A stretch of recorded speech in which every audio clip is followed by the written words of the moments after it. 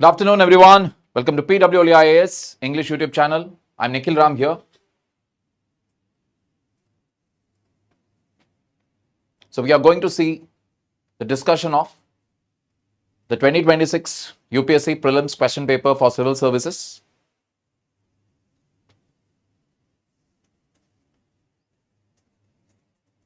Please confirm whether audio and video is clear.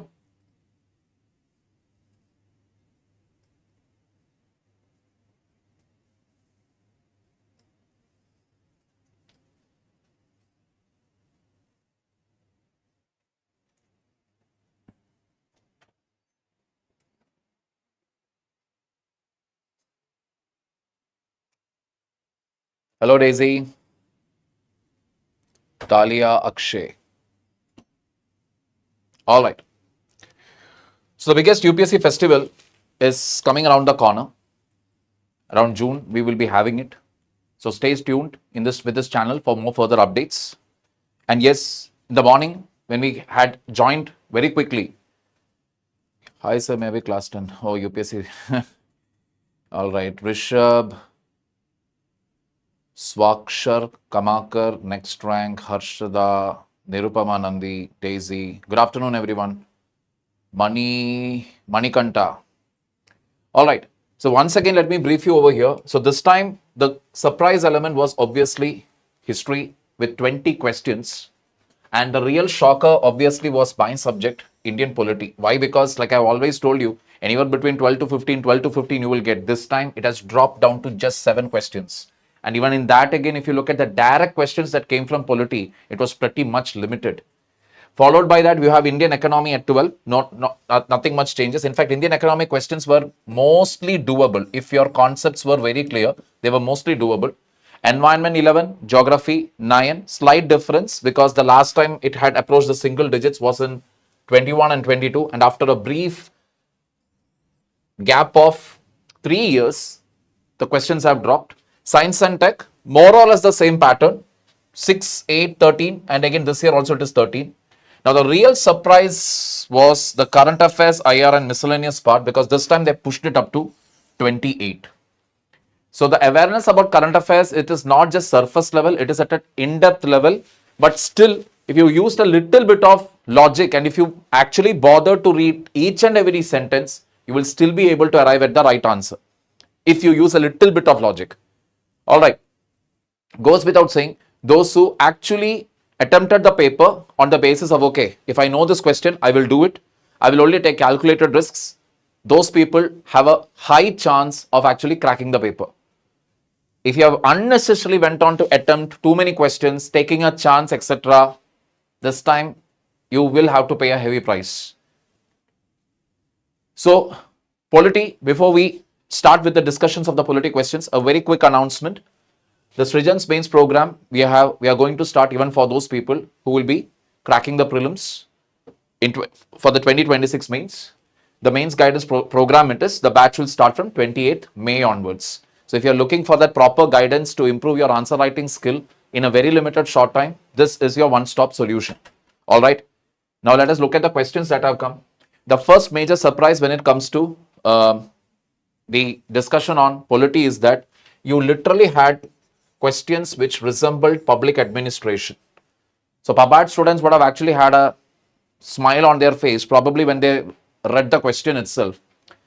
X was addressing a seminar on the meaning of, okay, this is direct question. X was addressing a meaning on the term law as provided under Article 13, Part 3 of the Constitution of India. X explained that the meaning of the term law in the Constitution of India was very comprehensive. It included ordinances, orders, and even rules and regulations. Y pointed out that the term law in Article 13 also included custom or usage, having in the territory of India the force of law, to which X was not convinced. The custom or usage part. If you have sat in my class, I have made the PPT also where I have clearly mentioned custom or usage. So the answer for this is the view of only Y is correct, not X and Y, because it is clearly mentioned. Because when you look into the northeastern states, etc., there are customs there. The Naga customs, for example, that is protected. Those Naga customs have the force of law, especially in autonomous district councils. To protect their customs, they have the force of law. Clear? Ordinances, order, bylaw, rule, regulation, notification, custom or usage having in the territory of India the force of law. That is the content under Article 13 of the Constitution. Cutoff will be low, no doubt about it. Cutoff will be low. Have no doubt about it. All right. Consider the following statements with reference to the Constitution of India. There is no article in the Constitution of India that specifies that the Constitution of India will be officially called the Constitution of India. There is no article in the Constitution of India that specifies that the Indian Independence Act 1947 and the Government of India Act 1935 stand repealed. There is no article in the Constitution of India that mentions 26 January 1915 as the date of the commencement of the Constitution. The answer is B. There is no correct statement because in fact all these are mentioned. 393, Article 393, Constitution may be called Constitution of India. 394 talks about the commencement, January 26th. And 395 talks about repealment of Indian Independence Act of 1947 and Government of India Act of 1935. It is directly given. In fact, it is there in that first few chapters itself, it is mentioned. The next question. Which of the following statements with regard to the persons with disabilities in India is or are correct? Now, normally, we do say that when UPSC frames the years, especially the first sentence, if you see, the Rights of Persons with Disabilities Act, an act passed by the Parliament of India in 2018. Years when UPSC give, they will not give very close years, they will keep a gap. That trend also has been broken by UPSC. In other words, if you are not very sure on which year that particular act came, attempting that question becomes very difficult. So this year, it's doubtful. Sugamya Bharat Abhiyan focuses on achieving universal accessibility for persons with disabilities across 3 key domains: built infrastructure, transport system. That is right. Look at the third statement now. The National Divyang Jan Finance and Development Corporation is a public sector organization set up by Ministry of Corporate Affairs. Of all the ministries, Ministry of Corporate Affairs, even if you apply that simple logic there, how can it come under Ministry of Corporate Affairs? It can come under any other ministry. But why here? Why Corporate Affairs? That itself should have been red bells, rank bells for you, alarm bells. So that means the third statement, if I am going to eliminate it, you're out. Now 1 and 2 only. That means 2 is definitely correct. And only if you are sure of this year, you can go with the next part. And the answer is what? The answer is actually B only, because that act came in the year 2016. So this year, that is the new trend that UPSC has come out with. If you are not sure of the year, don't go ahead with it, or else take a chance. Calculated risk. Clear? After seeing the GS paper one, I stopped attempting CSAT because it was so tough. Why, brother? You should have given it a try. See, that is what I'm telling you. Don't ever decide on the basis of the first paper. That was not the right thing to do. You should have actually given the attempt. Because who knows, maybe you would have cracked GS. The cutoff is definitely going to be very low. Trust me. Cutoff is going to be very low. And I know many students who are very good with GS, but they are very poor with CSAT. Never ever do that. Consider the following statements about the provisions pertaining to the scheduled caste and scheduled tribes in India. Provisions regarding the administration of tribal areas in the states of Assam, Meghalaya, Tripura and Mizoram are given in the 5th schedule of the Constitution of India. Some tribes of India are entitled to exemption from paying income tax on certain incomes. Constitution of India provides for the reservation of seats in panchayats for women belonging to SC and ST. That first statement, we know it is absolutely wrong. This one here. So there are 2 correct statements, that are statements 1 and 3. There is only 1 correct statement. All 3 statements are correct. Now I know for a fact that some tribes of India are entitled to exemption from paying income tax. That is true. They do have certain freedom there, coming under within the 5th and the 6th schedule. Then what about this, the third statement, which is again true? So the correct answer here again is answer A.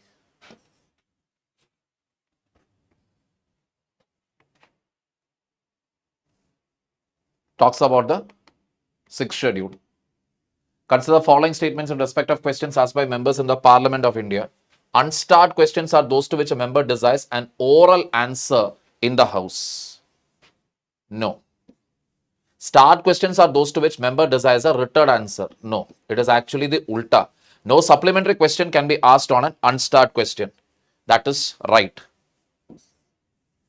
Because unstart questions are answered in the written format. Because you give a written reply, you cannot ask a subsequent question.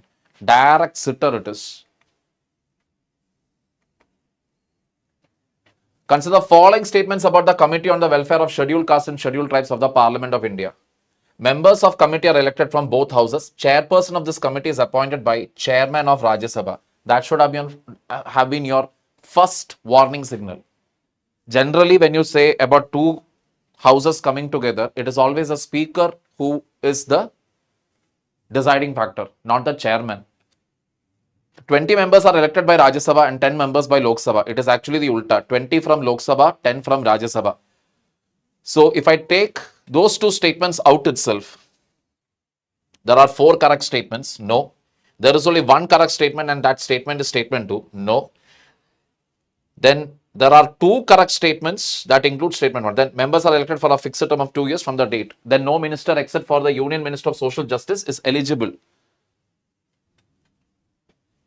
to be a member of this committee, which is again wrong. Members are elected for, so that literally leaves with option D. Got the point here? There are 2 correct statements that include statement 1. Okay, you did not even read the 3rd and the 4th also. I will just redo this one question again. Just a minute. You need not have actually gone till. So, let us take it up from the top. Like I told you, Chairman of Rajya Sabha, that should have been your first warning signal that this statement is wrong. So, 1 is wrong means A can be eliminated, C can be eliminated. Then 20 members from Rajya Sabha, 10 from Lok Sabha, which is again wrong. Now automatically that leaves us only with D as an option. D is the right answer.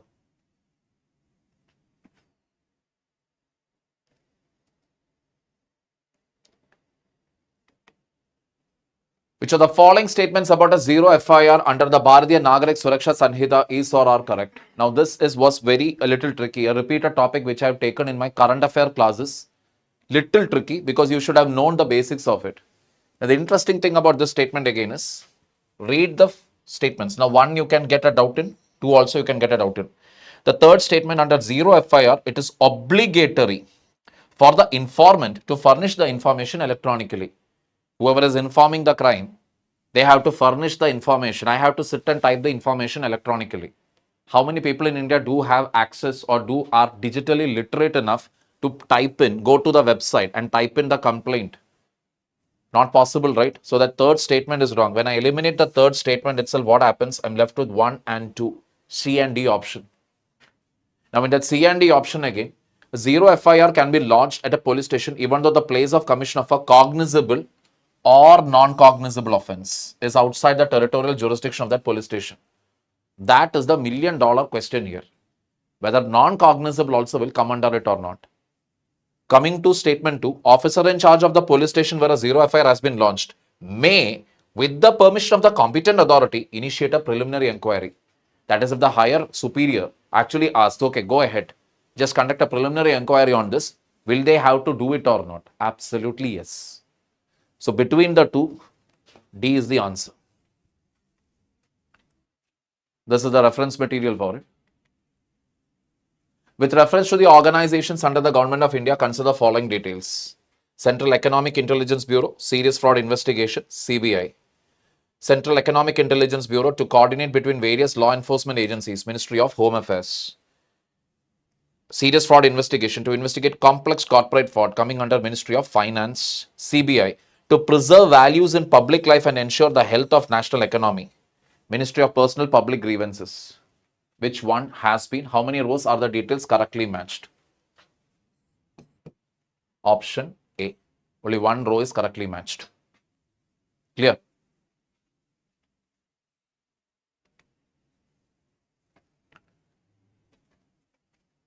So this is the point. I know Polity was actually a sort of a disappointment itself. Because I repeatedly told, if polity and economics is inside your kitty, then you are in a safe zone. But understand one thing, it is not just for you, it is for everybody. So this question paper would have created as much of shock and as much of surprise element that you would have seen for the rest of the people. Coming to current affairs now, which one of the following statements with regards to Moidans built by the Thai Ahom kingdom and inscribed as a World Heritage Site by UNESCO is or are correct?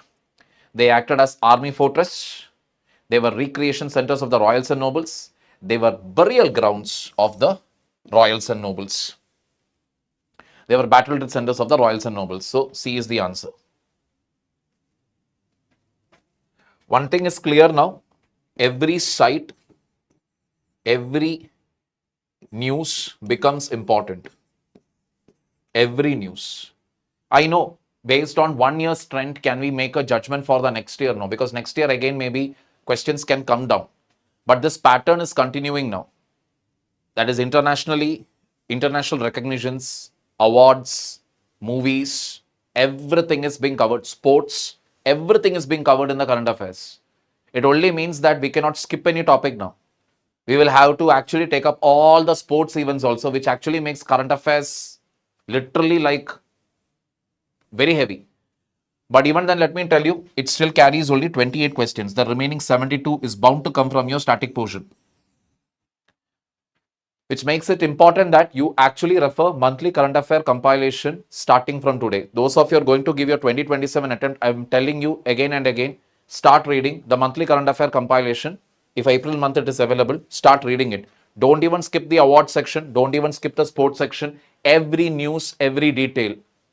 Go to the fine aspects of it, the finer elements of it. Got it?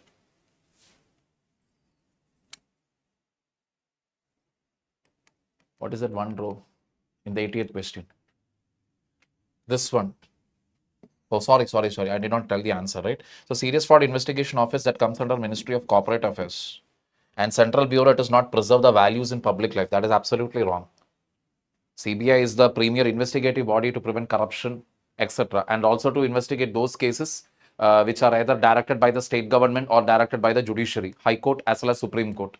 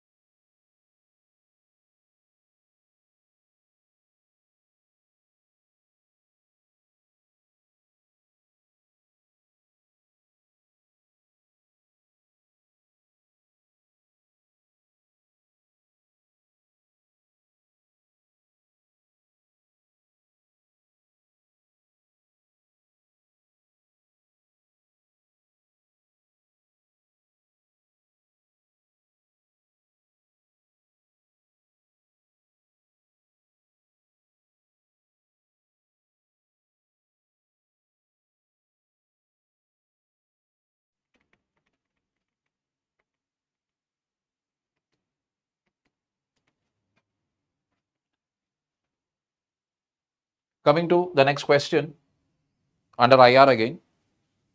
Match list 1 with list 2. Select the answer using the code below. Silver notice, blue notice, black notice, green notice. These were all to do with the current affairs, whatever we have taken in the comprehensive current affair batch. I don't know how many of you remember. I had given it in tabular format. Straight away they had asked it. It was only a matter of time. Clear? Paper easy hai, kisi ne bola hai nahi bhai. CA would have questions from every subject. Please make current affairs a daily session. I am feeling so, even I am actually feeling the need actually, to be very, very honest. Because the topics are also more and the weightage is also increasing. Straight away sit a question, this is. Answer is answer, like what match the following it is. So C is the answer for it. Just a minute.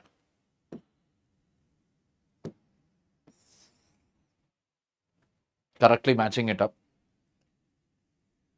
Which of the following international conventions have not been ratified by India? Employment Policy Convention, Abolition of Forced Labor Convention, International Convention of all migrant workers and members of their families, Geneva Convention related to the protection of civilian persons in times of war, Convention on Reduction of Statelessness.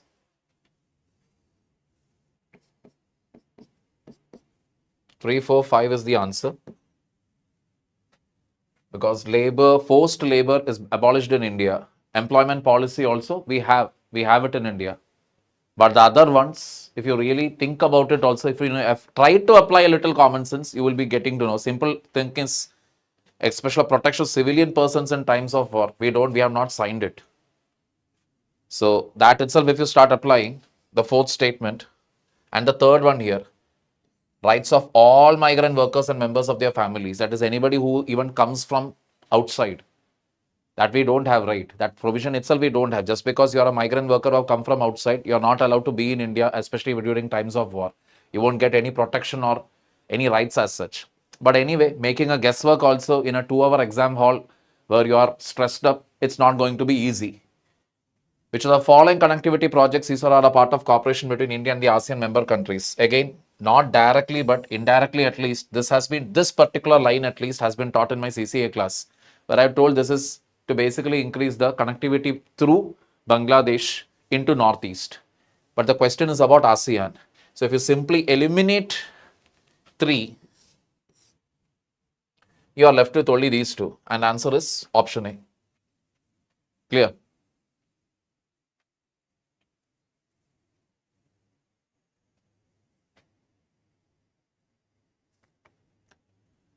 Matching list 1 with list 2 and select the answer using the codes given below.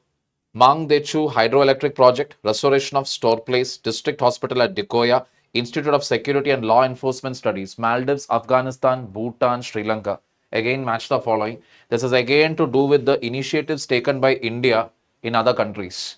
Not very easy to recall or recollect, considering the fact that all these initiatives did not happen simultaneously. It has happened during different time periods. So recalling it in an exam becomes very difficult. At least if you know the names of the places, etc., where it had occurred, maybe then yes, it is possible. Otherwise, for this question also, the only cardinal rule is what? Skip. Don't take an unnecessary risk. Consider the following statements about platforms for multilateral cooperation. Colombo process is a regional consultative process in which member states take binding decisions by consensus. Voluntary, non-binding, consultative, Asian countries of labor origin, and destination to facilitate regional cooperation on contractual labor mobility. Global Forum for Migration Development, created upon the proposal of a former UN Secretary General, is voluntary forum whose decisions are non-binding in nature. Now, the interesting thing about any international event is what? It will be non-binding. That is the most important factor that you need to keep it in mind. Because if it was really a binding commitment means, then article after article would have appeared in the paper. Binding means what? Whatever that international forum will say, it is binding on all the member countries. In your remotest imagination or in your remotest corner of your brain, do you remember even reading about any such commitment anywhere? You wouldn't have. So that automatically means what? This one is wrong. You eliminate that itself. You're left with only 2 options. 2 and 3 and 2 only. 2 is correct. Therefore, So if you take a calculated risk, you may arrive at the right answer. And if you don't want to take a risk, skipping is the only option. Match the list 1 with list 2. Again, BIMSTEC Cultural Industries Observatory, BIMSTEC Energy Center, BIMSTEC Center for Weather and Climate, BIMSTEC Technology Transfer Facility. Now, practically speaking, how are you even going to recall where this is located?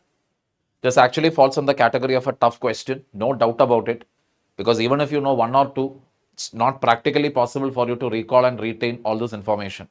And let me tell you, based on the tough questions, don't ever make your preparation.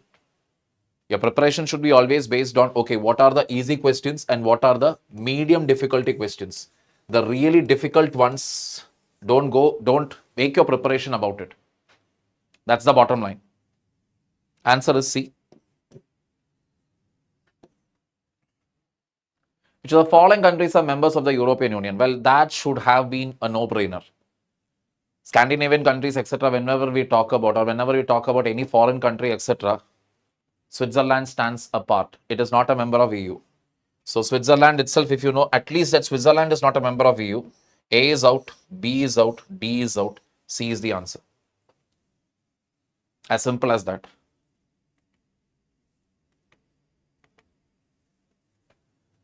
Continuing. Okay, this we saw, this particular question. They were burial grounds. The Chancellor of the Federal Republic of Germany visited India in January 26. Which of the following is or not correct in terms of outcomes of the visit? So this question again, like we always see, so many international visits are being made again by our Prime Minister very recently to Italy. Generally, we will go through those pointers very quickly. Okay, this was done, this deal was done, that deal was done. We may not actually focus on it. Because again, our Prime Minister keeps visiting so many countries and so many international delegates keep coming to the country. It is literally not possible to keep micro level detailing of each and every visit and remember each and every event surrounding it. So this question again under IR is a tough question. Goes without saying. But the only silver lining here is that they have asked what has happened recently. January, February, March, those are the times when people generally, reduce their intake of current affairs. They'll slowly start focusing more on the static portion. So from the news, what has appeared, 2-3 questions which has come, these are all from the last, from Jan to, I would say, even till May. They have covered it. So let us see. The answer to this is answered B, 1 and 4. Only these 2 are correct actually. The rest it is not true. Which of the following statements about Dhruv 64 is or are correct? C is the answer. It is the third chip fabricated under the DIRV program with an overall aim to enable the creation of microprocessors. It is India's first homegrown 1 GHz 64 dual core microprocessor. Again, you can do it only if you have read about it. Otherwise, it is not possible. Bureau of Indian Standards recently introduced a national standard to test and assess bomb disposal system. Which of the following statements with regard to this system is or are correct? New standard is known as IS 19445-2025. Like I told you, difficult question. Because normally nobody will by heart this. Then it will improve interoperability of equipment across agencies. It was developed by TBRL DRDO in collaboration with the 30th Central Scientific Research Institute, Russia. That sentence is wrong. So answer is C, 1 and 2. X born in UK was conferred the Nobel Prize in 25. He was a professor in American University when this prize was announced. Identify X. John Clark is the answer. I know there is no stretch of imagination whereby which you will be remembering this. Because there are so many, we will probably study, okay, for physics, this person got the award. For chemistry, this person got the award. But to remember whether that person was in American University or etc. Because all that is said is X is born in the UK. Nobel Prize in 25. He was a professor in American University when the prize was announced. They have not mentioned the subject. They have not mentioned in which field, nothing. Until and unless you know the individual pakka. Okay, this person was born in UK but currently in USA. Only if you know that detail and remember the name, you'll be able to answer it. Again, a difficult question. So these are actually not bringing out your analytical skills by any stretch of imagination. These are again looking into the fact that how much amount of information can you mug up before the prelims. Mugging up becomes very, very important.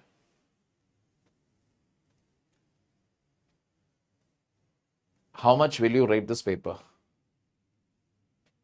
Hell or high water? Is he telling the solution after watching the answers? No, I am telling the solution after confirming that what I am thinking and what the answer is are both one and the same. Answers by who? 46th question. Yeah, exactly. Who will be knowing the answer to this? So don't actually start, see, I'm telling you, don't start going behind each and every Nobel Prize just for this reason. Okay, this person won the award for this subject that much, that we can do. But literally checking out their background, where they were born, which university that they are studying, whether they got married twice, we cannot do that. Clear? Which are the following statements with regard to Grand Slam tennis tournament. Now this is coming back again. Coming back again in the sense, sports related events, I know, even I have not covered it in my current affair class generally because there are so many other topics to cover. I generally don't focus on the sports section much. But this time again, that has also come. The tournaments have a shared governance structure establishing the partnership among the 4 Grand Slam tournaments. They are open for entry to all internationally ranked. No. There is a limitation on the number of wild cards a player may receive. No, there is no limitation as such. So, see, one only. Which one of the following pairs of semiconductor plants in India and their locations is not correctly matched? 1 or 2 you may remember, but if you look at the names again, CG Power and Industrial Solutions, Tata Semiconductor Assembly, HCL. Now, Tata Semiconductor Assembly, at least fine. Assam, we can remember that. Okay, that is in Assam, that is for sure. But the rest of it, only if you remember it specifically, you will be able to answer it. That is the reason why I told you, this time the ones who have decided to skip the questions and decide to pick up only those questions which they are very sure of, only they will stand to gain here. The correct answer for this is again C is the answer, which is not correctly matched. C is the answer for this. Which are the following statements with regard to India's indigenous new high resolution weather model Bharat forecast system ISRO are correct? Just 2 weeks before, this Saturday, the Saturday before that, I had covered this topic under monsoon, where this was the answer to it. So its objective is to generate forecast at the Panchayat cluster level. That is true. It is not developed by IIT Delhi. If you've at least attended that current affair class, this answer will be in your pocket. So the correct answer for that is only option A. Consider the following statements. Yeah, this was a real surprise. The last time I think a question on a movie had come, I think it was back in 2016, where they had asked the question on the man who knew infinity. It is based on which mathematician? It was Ramanujam. I had a smile. I remember still because I had a smile on my face when I was like, seriously, people, this is the question that you felt like asking in UPSC? Boom. But again, boom was there in the news so frequently. So frequently it was appearing in the last couple of months that we should have actually taken it up. So if you have followed it properly, then you know all 3 are the answer. The film has recently won British BAFTA award in the children's, directed by Lakshmi Priya Devi. First Indian film to win a BAFTA award in the children's category. All 3 are correct. Which of the following statements about real world assets tokenization are correct? Tokenization is the process of turning real world assets into digital tokens using blockchain technology. Now that part is right. The tokenization etc. means you can actually convert, for example, paintings etc. You can convert it into a token and then you can sell, buy these tokens. Having control over the token itself means you have, it's like almost like having ownership rights. Tokenization of real world assets offers 24/7 access promoting financial inclusion. Correct? Tokenization of real world assets will allow the access to high growth investment opportunities for individuals in India. People are using it definitely even for photograph, etc. So the answer is A, 1, 2, 3. Rare earth elements, again covered in my current affair class. I think in January time period, we have covered this in detail. How much China is doing, China's access on mining, the entire thing. At least if you would have remembered, rare earth elements are a set of how many elements? It's not 13. How many elements it is? It has been covered in the class again. Fourth statement, if I eliminate, C and D is out. 3 is correct, therefore. The only thing now, 3 is therefore correct. Now, I have only a tug of war between A and B. 2 I am not worried about because 2 got eliminated. Modern technological innovation, including artificial intelligence, robotics, space exploration, extensively utilize rare earth elements. That is absolutely right. Answer is 1 and 3. Mission Sudarshan Chakra of India. It aims to enhance India's air defense, ballistic missile defense, and aerial offensive capabilities. The mission is being designed to enhance rapid, precise, and powerful responses, enhancing India's strategic autonomy. One of the aims of this mission is to cover all public places of India by an expanded nationwide security shield by 2035. Sudarshan Chakra, this was also taken just like the Sudarshan Chakra of Sri Krishna. The purpose is expanding the whole concept of Iron Dome, what was developed by Israel, and to ensure no aerial threat affects our country. And to develop it, it will take time from 2025, 10 years, 2035. That is the point here. So, some keywords, again, I am actually finding it really bizarre because some keywords are missing in this. Say, for example, in this, space is not there. About space, they have not mentioned. Space should have been there in it. And offensive capabilities, they're only talking about aerial offensive capabilities. No, offensive, it is like covering everything.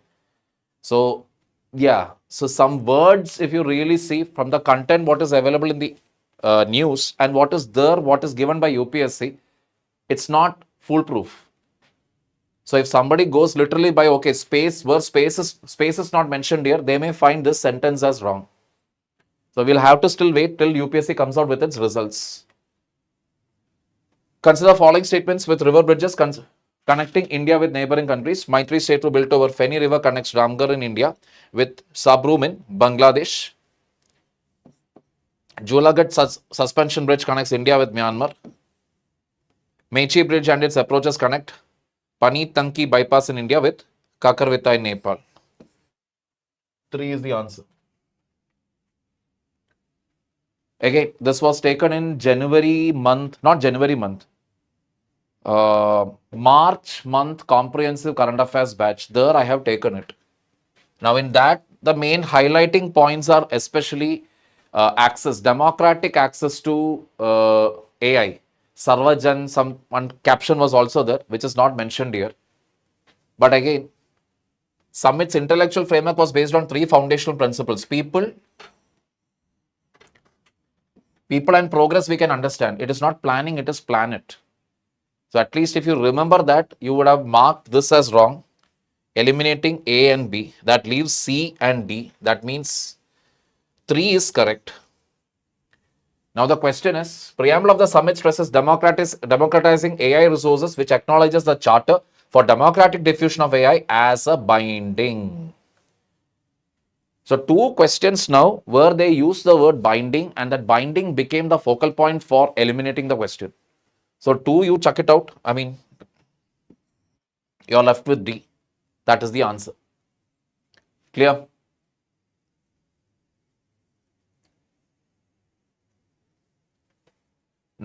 See, that is the challenge. People understand one thing. UPSC's only challenge is to ensure that they always score 1 notch above whatever academies are doing.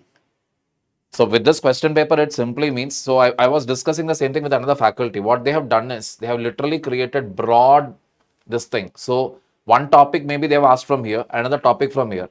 As faculty now, our responsibility becomes to cover this much section. Practically not possible with the limited time that we have. Consider the following UN organization. How many of them have received Nobel Prize twice?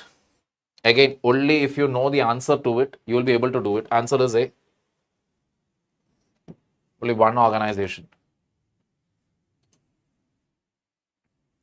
Match list 1 with list 2. Answer using the codes below. UN Peacekeeping Operation, UNIML, MINURCAT, MINUSTA, UNMISET. If you don't know this, you won't be able to answer it.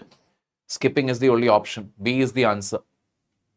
Because these missions, if you again see, the latest one is only about 2003 to 2018. The rest of it are really, really old.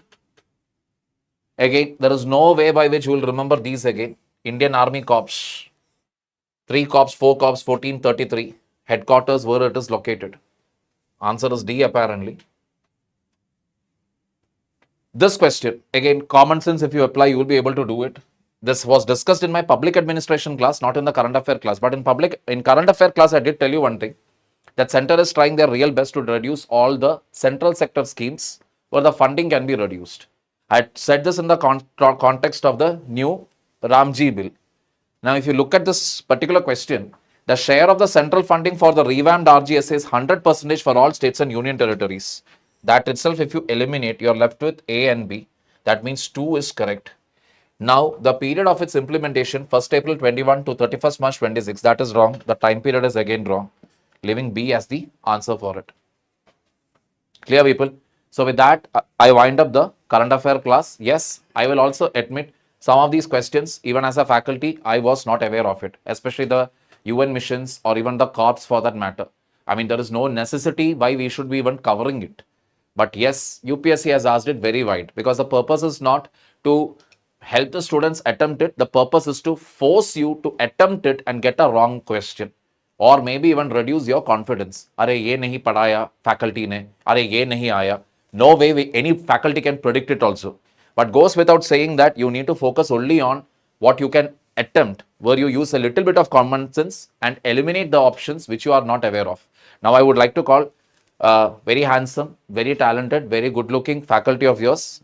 All right, easy on the eyes. So I'm just leaving the dais now, handing it over to him. Thank you. Take care, sir. Yeah, sure, sir. Thank you so much. Hello, everyone. How are you? Well, the general lore around economy has been, or generally this paper has been, that this paper has come like out of the, like a bolt from the blue. It's very hard. It's very, we can say, unpredictable. When we discuss these things in our classes, like at least in economy, I always tell people that, you know, the foundation that we are doing, this foundation is going to be your conceptual basis of the Indian economy. In all my paid batches also have maintained this time and again that, you know, you should consider yourself lucky that from these basic classes, you get around 5, 6, 8 odd questions in your exam. Most questions will be around current affairs, so you clearly have to follow it. Now, in terms of how the overall paper was, the overall paper clearly has been on the tougher side. I am expecting that the cutoff is going to drop, but the ray of hope in this entire paper is that economy has been a section which is rather doable compared to all other sections. Let's look at the questions which were asked in economy this year. Now, the first question is an e-commerce revenue model where the seller has a control over pricing but doesn't keep products in stock and instead transfers customer orders and shipment details to a third-party supplier who then ships the goods directly to the customer is called. Now, in our classes, when we discuss, I always give you phrases and I tell you to look at the phrase and try to make some sense out of it as to what this could be. Now, is this a question that most people would know? I would assume not. People will not know a lot of these things. But what is a revenue model? Amongst these 4 options, can I take a hint from these options which are presented to me? Can I make sense of them? That is going to determine whether your informed guess is going to work in this question or not. Now, he's saying an e-commerce revenue model where the seller has control over pricing, which means, for example, I own a web portal and I am a seller. Of course, the items which are listed on my portal, I will have control over their pricing, but do I maintain the inventory of that item with me? Absolutely not. I am just a web portal. You can place an order with me.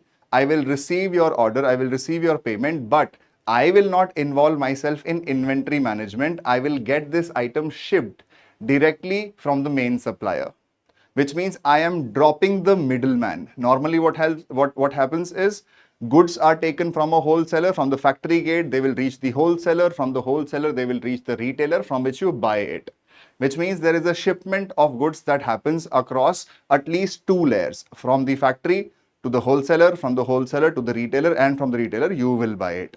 We are dropping the inventory management by the retailer itself, which means now the retailer, now the seller from which who you are placing this order with, that guy does not hold any inventory with himself. He is going to get this shipment shipped to you directly from the main supplier. Because we are dropping the retailer holding the inventory, the idea of the retailer holding this inventory, so that there is not a lot of logistics cost involved and the benefit could be transferred over to the customer. This answer has to be A, which is the drop shipping model.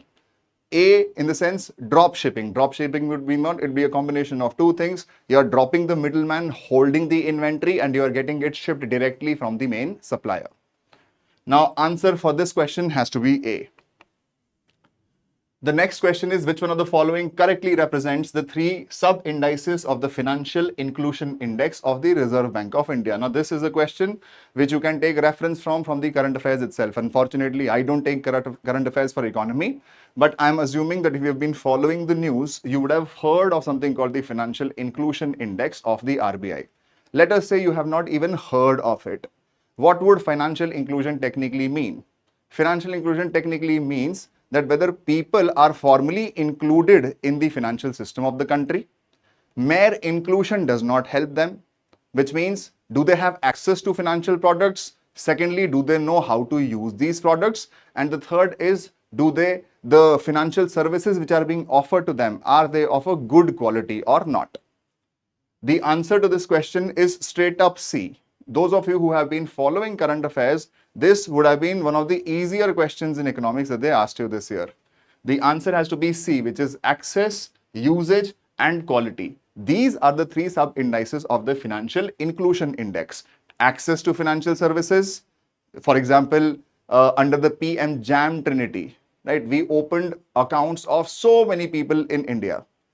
The fact that you have an account does not mean that this is complete financial inclusion. You should also know how to use that account. So access, usage, and the third thing is the quality of the financial services. These three things determine whether financial inclusion is truly there or not. Answer has to be C. The next question is, which one of the following best describes the key objective of India's Open Network Digital Commerce Initiative? Now, is this a question from current affairs? I wouldn't say so, because this idea of ONDC has been there for around 3 to 4 odd years. Now, what was the idea of ONDC? Indian government has been pushing towards digital public goods. Indian government has created, you can say, payment network operators. We have created layers for data. We have also created layers for aggregation. Now, what is the idea? The idea is, for example, you would have seen often mentioned in the news that Zomato and Swiggy, these are two e-commerce platforms for food deliveries.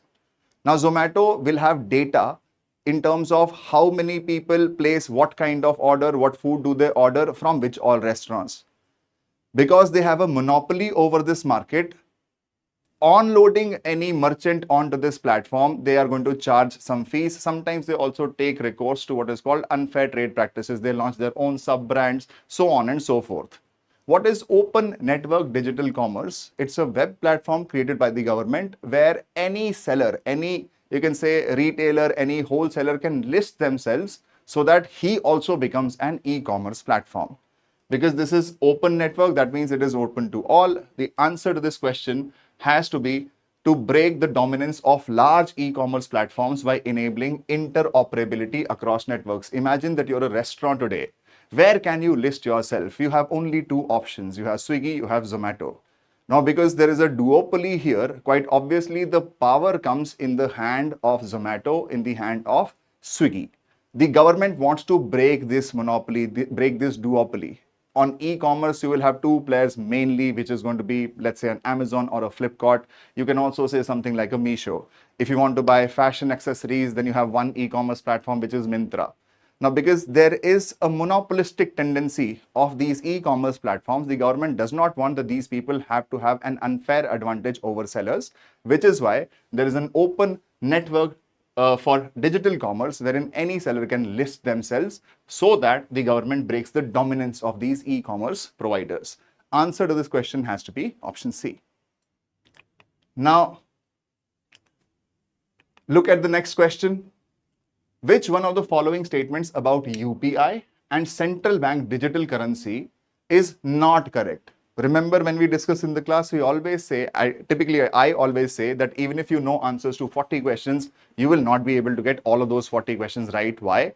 Because many times we make very, very silly mistakes. What is the silly mistake? Because 90 out of 100 questions will be about which of these statements are correct. 1 or 2 questions in the middle will be sprinkled where they will ask you which of these statements are not correct. So because we are in the exam hall, there's a lot of pressure. Some questions you have gotten right, some questions you have gotten wrong. We typically tend to ignore what has actually been asked. The question is, which of these is not correct? So you will always have to encircle it, underline it. Now, is this a question which can be done? Of course, this is a question which can be done, at least if you understand some basics of money, basics of currency.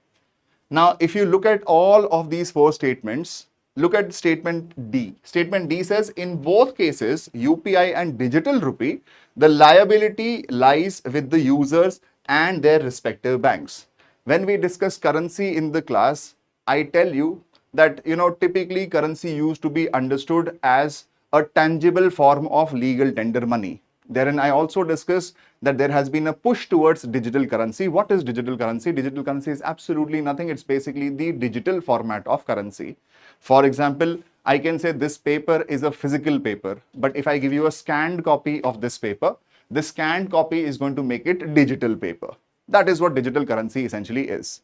Because it is currency, it will be the liability not of the user or the bank. It will be the liability of the central bank, which is the Reserve Bank of India in our case. It is just that they are issuing currency either in physical form, they are issuing currency in what form? In a digital form.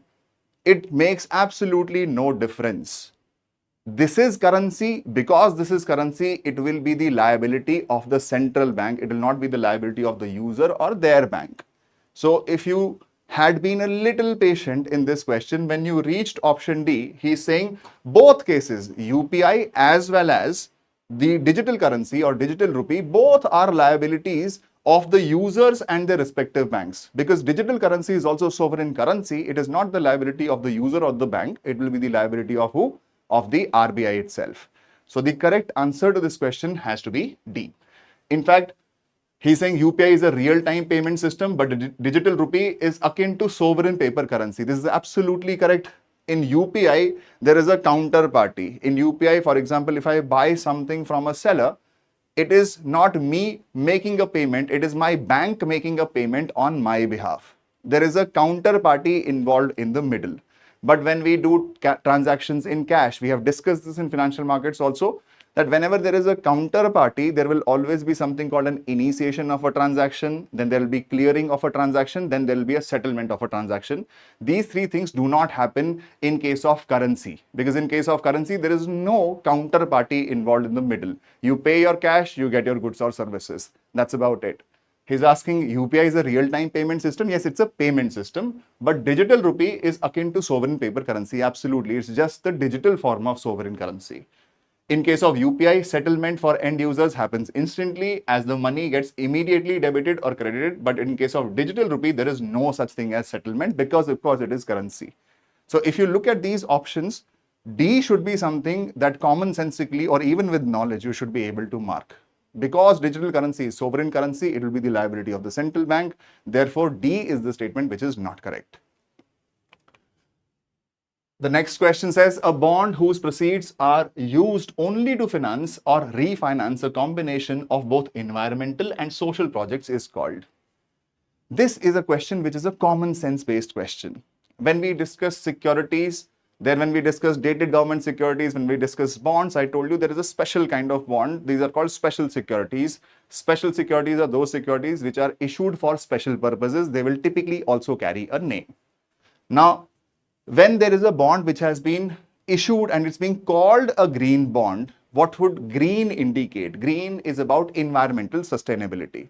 For example, if the government wants to cut down emissions, let us say if the government is trying to promote the use of electric vehicles, the government is going to give you subsidy. If it finances that subsidy by borrowing money, it may want to call it a green bond because the purpose is environmental sustainability. Then there is a social bond. Social bond mein the purpose has to be any social objective. For instance, if the government, let's say, is borrowing money to pay people's pensions, because pension is a social security initiative. Therefore, this type of a bond will be called a social bond because the objective is a social objective. Now, when you read these names, you should be able to commonsensically understand as to what a green bond would mean, what a social bond would mean. A green bond would be specifically for environmental sustainability. A social bond would be specifically for a specific purpose. He is asking you which kind of an instrument will be for both purposes. The answer has to be sustainability bond. Now, sovereign bond does not have to be necessarily for an environmental perspective or for a social perspective. There's no necessity like that. Therefore, sovereign bond, you can straight up cancel. Green bond, you can tell that this would be about environmental sustainability only. Social bond would be for social objectives. The answer which is left with you is only 3, which is sustainability bond. Sustainability bond would be the answer to this question. Like I said, always have to be ready with your brain functioning, with your brain working. Take some hint from the options which are given to you. In prelims examination, you have to pick the answer from the 4 options given. That means the answer lies in front of you. You have to commonsensically pick the one. Which one of the following statements about M1 exchange's role in MSME financing is or are correct? Now, is this something that we discussed in the classes? Absolutely not. Is this a question that I expect people to know at the back of their hand? Absolutely not. So this is one of those questions where it's an information-based question. Because it's an information-based question, you may know it, you may not know it. Let's look at the options. First one says M1 exchange provides collateral-based loans to MSMEs. If you remember in our classes, we discussed something called trade bills. Now, what are trade bills? Imagine that I produce perfumes, right? I sell perfumes to a client of mine. This client does not have the money to pay me right now. This client instead will issue a security in my name. For example, if he owes me, let us say 1 crore rupees, he's going to say that I don't have 1 crore rupees right now. Instead, please take a security from me. This security would be called a trade bill. And in this security, because I will be paying you this money later, so I will not be paying you only the invoice value 1 crores, I will be paying you an interest on this also. That means he is basically telling me, take this security and collect 1 crore 10 lakh rupees from me, let us say 6 months down the line.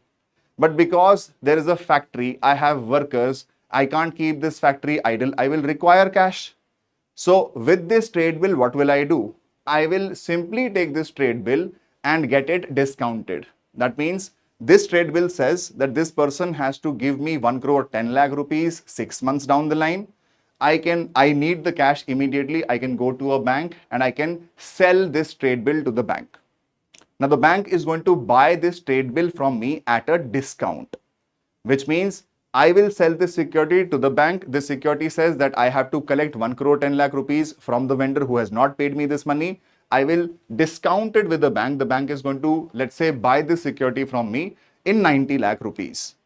Now the bank will have to collect 1 crore 10 lakh rupees from this person concerned. I instead get 90 lakh rupees.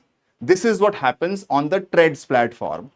MSMEs sometimes have cash flow problems, which is to say they have sold their goods and services, but they have not been paid for it. Instead, they are getting some invoices, they are getting some trade bills. We give MSMEs the option that MSMEs can get these trade bills, can get these invoices discounted with financial institutions. That is what M1 exchange is all about. Discounting is not a loan. Therefore, M1 exchange provides collateral-based loans to the MSMEs? No. It helps MSMEs get their invoices discounted. That's not a loan. So one you can use to eliminate. Option A goes, option D goes. You now have option B and C, which is 2 and 2 and 3 only. That means 2 has to be correct. 2 says M1 exchange facilitates discounting of invoices and bills of exchange for MSMEs. This is absolutely correct. And third is M1 exchange functions as a credit rating agency for MSMEs. Now keep this in mind, on this exchange, there will be many parties who are helping MSMEs get their invoices, their bills of exchange discounted. Much like if you go to a bank and ask for a loan, the bank is going to do a credit assessment of yours. The bank is going to assess whether it should give you a loan or not. It has its own mechanisms. It will look at your CIBIL score. It will decide whether a loan has to be granted to you or not. Will you call the bank your credit rating agency? Absolutely not. CRISIL is a credit rating agency. Moody's is a credit rating agency. Standard & Poor's is a credit rating agency. Banks are using their services to assess whether a loan should be given to you or not. Similarly, on the M1 exchange platform, which MSMEs can get their invoices, can get their bills of exchange discounted, of course, the platform should know. The platform has a proprietary software which tells them whether any MSME should be allowed to get their invoices or their bills of exchange discounted or not. But that does not mean that the platform itself is the credit rating agency. So third option is wrong. The only correct option is 2 only. Answer to this has to be B. M1 exchange facilitates discounting of invoices and bills of exchange for the MSMEs. This alone is correct. The next question says, which one of the following describes the crowding out effect? This is something we have done in the classes too. We have discussed both crowding in and crowding out. We have discussed that in the financial market of any economy, at any given point in time, there will be limited resources, there will be limited money. If the government starts to borrow more and more, less money is left for other people. Now, because less money is left to be lent out and mangne wale or borrowers are too many, therefore, there will be an upward pressure on the cost of borrowing, which is why if the government borrows more and more, this is something we have discussed in the circular flow of income. This is something we also discuss in public finance management, right? What is the impact of higher government borrowing? One impact of higher government borrowing is that it makes borrowing costly for other players. Therefore, some private players get crowded out. Now, this is the easiest question of this entire examination. We have discussed this multiple times in the classes too. The answer has to be a situation where government borrowing leads to higher interest rates, which reduces private investment. Very simple question. Answer has to be B. The next question says, which one of the following statements about insurance in aviation sector is or are correct? Now, because of this recent US-Iran crisis, US-Israel-Iran crisis, I was wondering whether they will ask you a question on insurance of shipments, but I was thinking they will ask around insurance of the shipping industry. They have picked the theme for sure because this was a matter of discussion across multiple platforms. But they did not ask about insurance in the shipping industry. They asked about insurance in the aviation sector. Do I expect people to know about this? This was in the news, if I'm not mistaken, around the month of October 2025. We'll have to cross-check. But I would rate this question as to be on one of the, you can say, more difficult side of things. First one says, aviation hull insurance covers physical aircraft, including the body, engine, and onboard equipment. This is absolutely correct. The second one says, under the Montreal Convention adopted in 1999 by over 130 countries, including India, airlines are strictly liable to pay compensation to the family nominee of every deceased passenger without requiring the family to prove the fault of the airline. Now, under the Montreal Convention, up to a certain limit, which means because of airline operations, because of, let's say, unfortunate crashes or something like that, if the damage is to the extent of the death of a passenger, then the airline is liable to pay you up to 150,000 SDRs as a compensation without the family member of this deceased person having to prove that it was because of the fault of the airline that this person died. Beyond that limit, if you have to claim more compensation, then you will have to prove the fault of the airline. But because this is a general statement under the Montreal Convention adopted in 1999 by over 130 countries, including India, airlines are strictly liable to pay a compensation to the family nominee of every deceased passenger without requiring the family to prove the fault of the airline. I would rate it as a correct answer, although there is a rider here too. Answer should be C, which is both 1 and 2. The next question says, which of the following statements about crowdfunding is or are correct? Now, what is crowdfunding? You require money for a specific purpose. You are getting this funding from a crowd, which means that many people are making small contributions depending upon their paying capacity, and their contributions, the funding of this crowd is going to help you source funds for your operations. This is what crowdfunding basically means. You would have seen many times charitable organizations doing this too. You would have gotten mails from organizations like Milap, like Keto, where there is a person, this person is suffering from a certain disease. The treatment cost is very high, therefore the family is urging people to make some payments. This is essentially what crowdfunding basically means. He's saying crowdfunding is solicitation of funds, small amounts from multiple investors through a web-based platform or social networking site for a specific project. This is the meaning of crowdfunding. Absolutely correct. The second one says small and medium enterprises are able to raise funds at lower cost of capital without undergoing rigorous procedures. This is absolutely correct, which means that if you are raising finance, let us say from the capital markets, then the capital market has a regulator called SEBI, and there'll be many compliance requirements. Therefore, you have to have lawyers, you have to have company secretaries, you have to have chartered accountants. The cost of compliance is high for companies. We are talking about small and medium enterprises. This could be a prohibitive cost for these small companies. Right? For these small companies to arrange lawyers, to arrange company secretaries, to hire chartered accountants, and then ensure that they are strictly complying with the rules and regulations of the market, of course, it adds cost to their operations. This is a cost which can significantly be reduced if small and medium enterprises source their money through crowdfunding.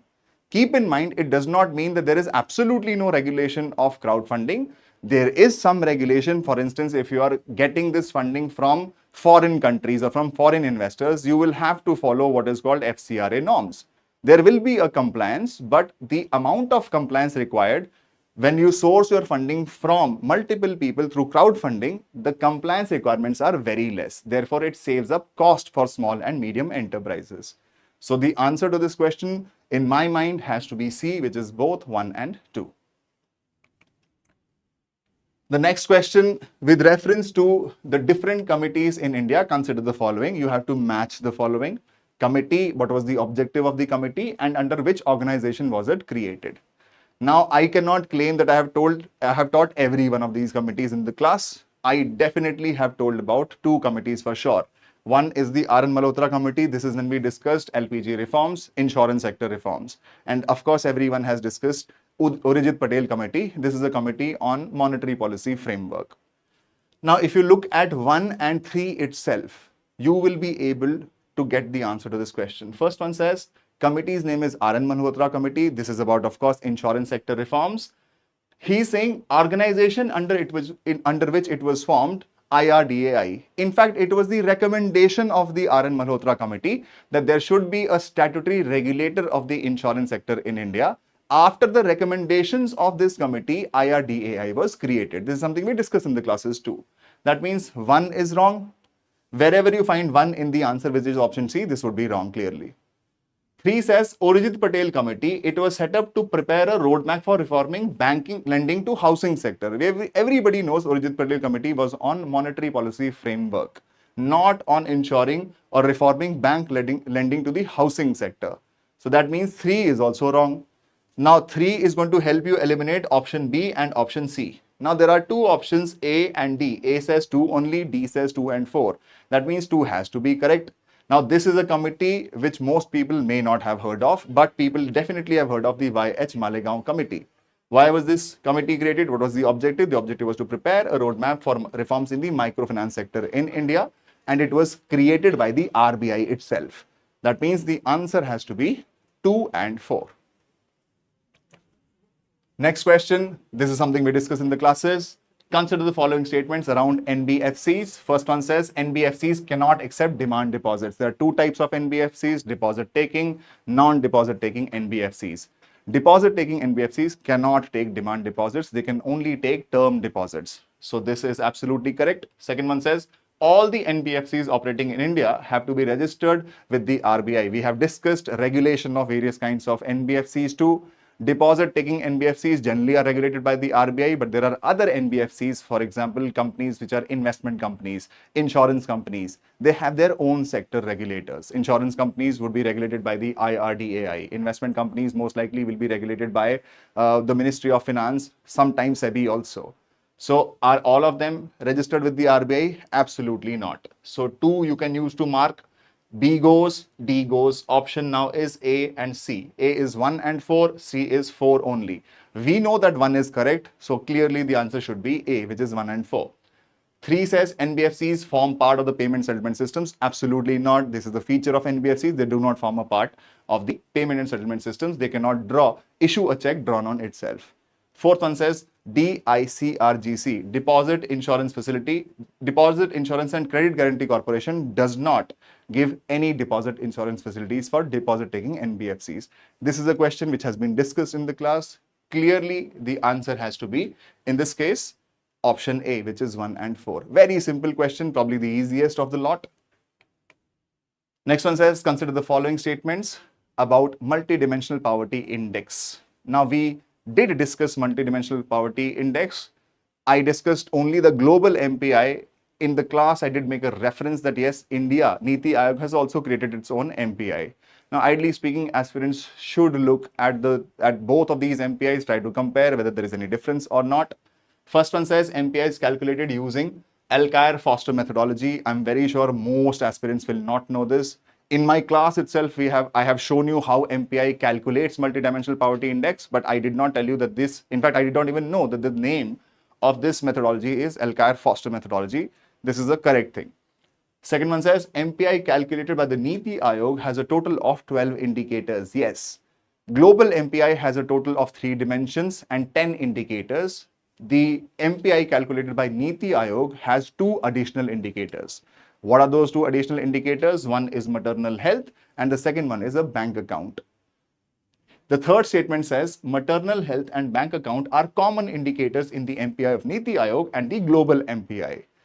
This is the wrong statement.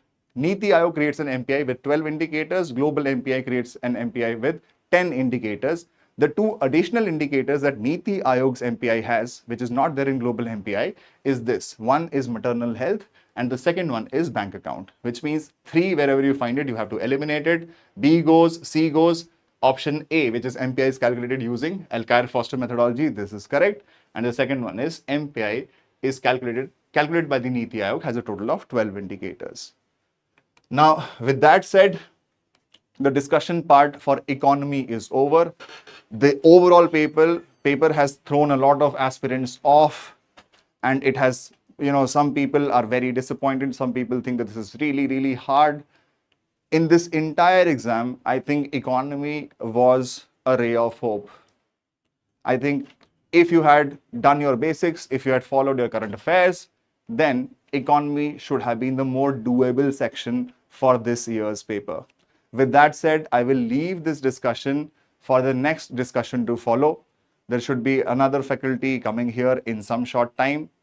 In the meantime, my request to everyone who is going to be appearing for this exam next year is that you have to create a basic for yourself from the foundation classes, and thereafter you genuinely have to follow the events as are happening across the world, that events concerning the Indian economy which are happening in India.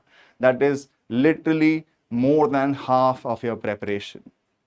All right, with that said, the discussion for the next section has to follow. Let us call the next faculty. Can we have the next faculty here? Next discussion.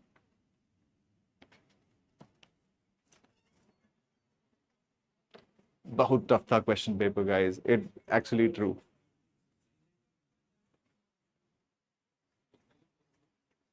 All right, guys. The next discussion is on. You guys will have to wait for the next faculties to come.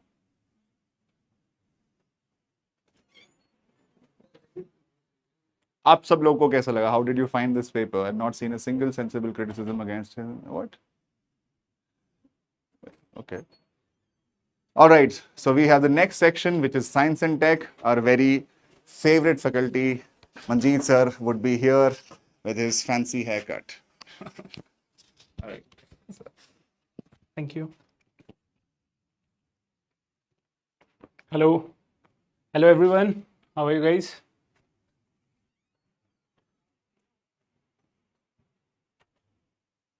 So, if we talk about science and tech, so the paper was easy to moderate. There were questions which, if you have done your basics properly, if you have followed the missions properly, you can answer. And there were some questions which could be solved easily by elimination.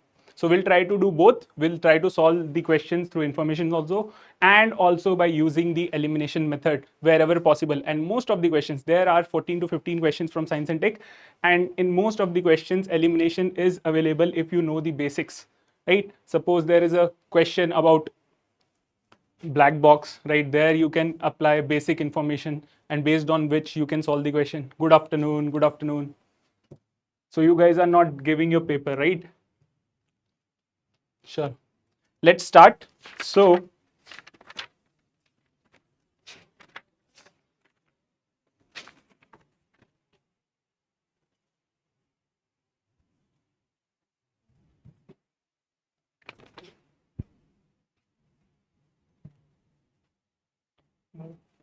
So the first question is, which of the following statements about Dhruv 64 are correct, right? It is the third fabricated chip under the DIRB program with an overall aim to enable the creation of microprocessors for India. This is correct because the first one was Tejas 32 and the second one was 64, and this is the third one. Now this was unique because it has four things which you need to know. This is the first homegrown chip. Also, the clock speed was 1 gigahertz, right? 64-bit, and the processor was dual processor. So parallel processors were used for the first time in this chip, which was manufactured homegrown in India. So the answer to this question is, this is also correct, first one also correct, and second one also correct. So both 1 and 2, right? Let's go to the next question. Which of the following statement with regards to genetic medicines are correct? Now, genetic medicines are this question can be solved by elimination. If you see genetic medicines are used, just a second. Genetic medicines are used to alter specific areas. These are not medicines which alter the entire DNA sequence. So we can say third is wrong. This is gone. This is gone. And the first two statements are correct.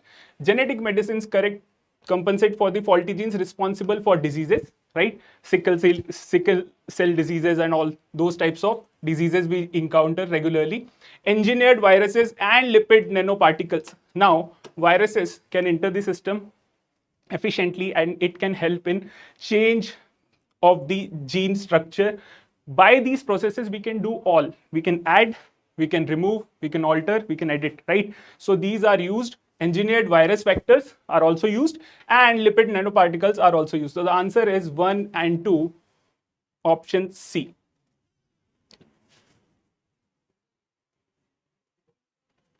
Next one is based on LLM methods. Now, if you know the basics about LLM methods, you can answer this question easily. Basically, these LLM models are based on distributing ledger, where think of an example that you have opened a directory, and now that directory is opened on 1,000 laptops at a time. So now you can't change one entry on one, and that is not possible without the knowledge of the other 999 computers also. So basically the first statement, LLMs assign probabilities to the LLM assign probabilities to the next model. This can be understood by the method, right? If you write a sentence in ChatGPT that what is the capital of India, the next thing it will do is probably ask itself what is the answer to this question. The answers can be Delhi, Mumbai, Kolkata, and it will give percentage to these answers and then prefer one over the other based on probabilities. So it uses probabilities to solve this problem. LLMs process data through mathematical optimization. The optimization is to reduce the error. So also these use mathematical models. This can also be based on elimination method. This can be solved by elimination also. LLM produce unbiased outputs. Sometimes these models can amplify. Sometimes these models can amplify outputs. So this statement is incorrect. The correct answer is 1 and 2. Next. Next is based on stealth nature of aircrafts. So first sentence says stealth objects have a very small radar cross section and are coated with radar absorbing material. It is correct. The problem with this is, why can't we effectively catch these objects by using radar, right? The projection done by these on radars are like golf balls, very small projections which we can't identify as bigger objects, and this is used to give it the stealth property. Second is stealth object can be detected using specific frequencies. Using very high frequencies, ultra high frequencies, these can be done. So this is also correct. Stealth objects are coated with metamaterials. This point is correct. These can be coated with metamaterials, but the second part is incorrect. It decreases the scattering of electromagnetic radiation so that the detection is difficult. Here they are saying it increases the scattering, which will increase the chances of detection. So this is incorrect. The correct answer is 1 and 2 only. Let's go to the next question. Next one is regarding black boxes. Now here, if you know the basic, then you can solve the question by options only. Underwater detection of object is done by sonar, right? Sound is more helpful to detect the object rather than light. Here it is saying that they carry a beacon emitting red light pulses to facilitate underwater detection. On first instance, this might look tempting to you, but this is not the property we use. Basically, these devices emit small pinging sounds which help in detection. So we don't use light property, rather we use sound to detect these objects underwater. So this is incorrect. They record both cockpit voice recordings are available, and also flight data information is also available to us in this boxes. So this is correct.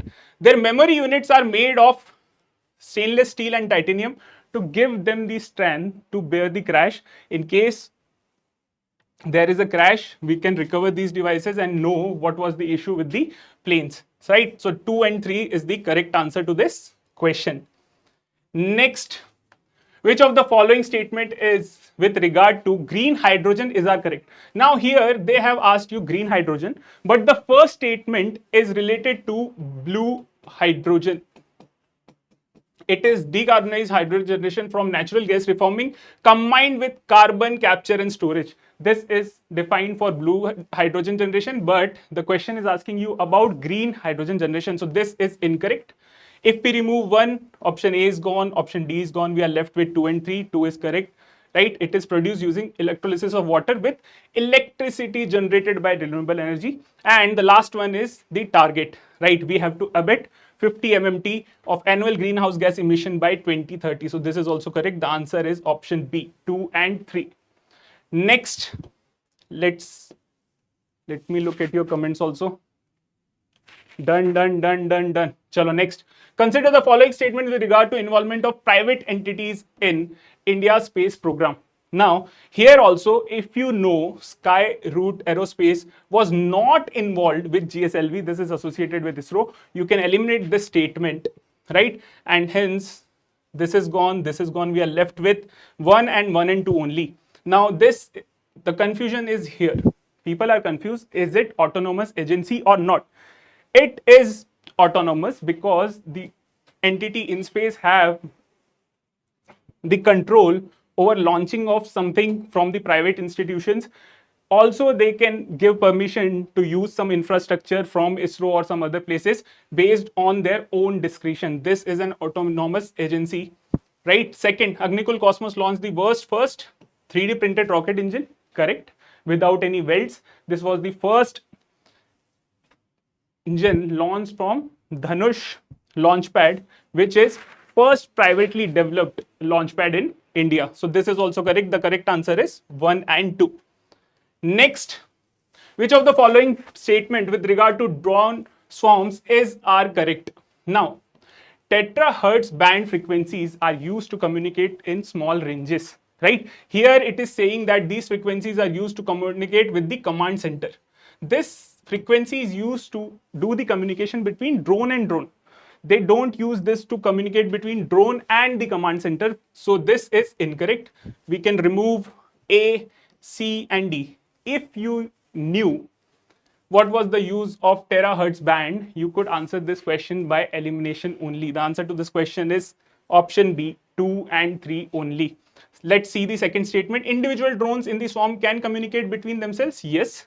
And GPS spoofing false signals. False signals are used to confuse these mesh or grid based drone structure which are used to attack different countries. In some cases, GPS spoofing is a commonly used technique to counter drone swarm attack, where we try to confuse the drones to attack at some places, to fall at some places, so that they can't cause harm to us, right? So the answer to this question is 2 and 3 only. Next, this is based on Genome India project. Again, one question which can be solved by elimination. If you know what is Human Genome Project, this is International Genome Project. Right here, the countries who were part of this were US, UK, Germany, China, and so on. But India was not part of this. And the Genome India project is our own effort at genome sequencing, right? So that in future we can treat diseases based on that database, right? So this is incorrect. If you remove first, again, you can remove A, C, and D. The answer is B. The second and third statements are funded by DBT, correct? And the primary aim is to build the catalog of genetic diversity of Indian population specifically, so that we can cater to the problems of India pinpointedly, right? Next, if there is any confusion, let me know, right? Next, which of the following statement with regard to the National Quantum Mission are correct? I was talking to you about quantum mission before. It aims to developing intermediate scales quantum computers with 50 to 1000 physical qubits, correct? There are 3 phases, 3 years, 5 years, and 8 years, where we will develop from 20 to 50, 50 to 100, and 100 to 1000. So these are correct. This statement is correct. The second one is its implementation includes setting up of 4 thematic hubs. Now, 4 thematic hubs are based on computing, communication, sensing, and materials, right? IISc Bangalore will take care of computing. IIT Madras will take care of communication. IIT Bombay will take care of sensing, and last one, IIT Delhi will take care of the materials part. So there are 4 thematic hubs in academic and national R&D institutes across India. So this is also correct. Both 1 and 2 is your answer. Next, which of the following statement with regard to Indian Deep Ocean Mission are correct, right? Now, this was developed by Department of Earth and Sciences. So this first statement is incorrect. If you know this doesn't come under Ministry of Port, Shipping and Waterways, you can remove first and then you can answer. The correct answer is option B. You can see at many of the places, if you apply elimination, if you know one piece of information, you can solve these questions, right? So people who have not revised the basics concepts and the basic information related to current affairs properly, they will struggle. But if you know these points, that this comes under Department of Earth and Sciences, so you can answer this question very quickly, because if you eliminate one, you will directly get to the answer, which is 2 and 3 only. Next question is, which one of the following items of defense hardware are manufactured in India? Now, the technology for these first 2 also is from Russia, but now we manufacture these here in India, right? We manufacture Su-30 MKI fighter jets and also T-90 Mk3 tanks in Tamil Nadu. Okay, the third one, this is an SSN class submarine. Now, we have leased it from Russia. We are not manufacturing a nuclear capable submarine in India. So this statement 3 is incorrect. The correct answer is option 1 and 2. Option A, which is 1 and 2. So these were your questions from Science and Tech, where most of the questions were solvable by elimination. Okay?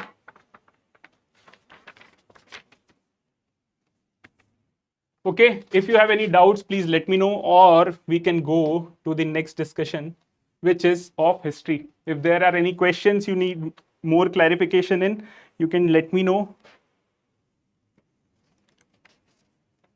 The paper, if you see, for Science and Tech was moderate, right? Some questions were difficult because you needed to remember lots of information, but if you see the options, then sometimes it becomes easier. Okay.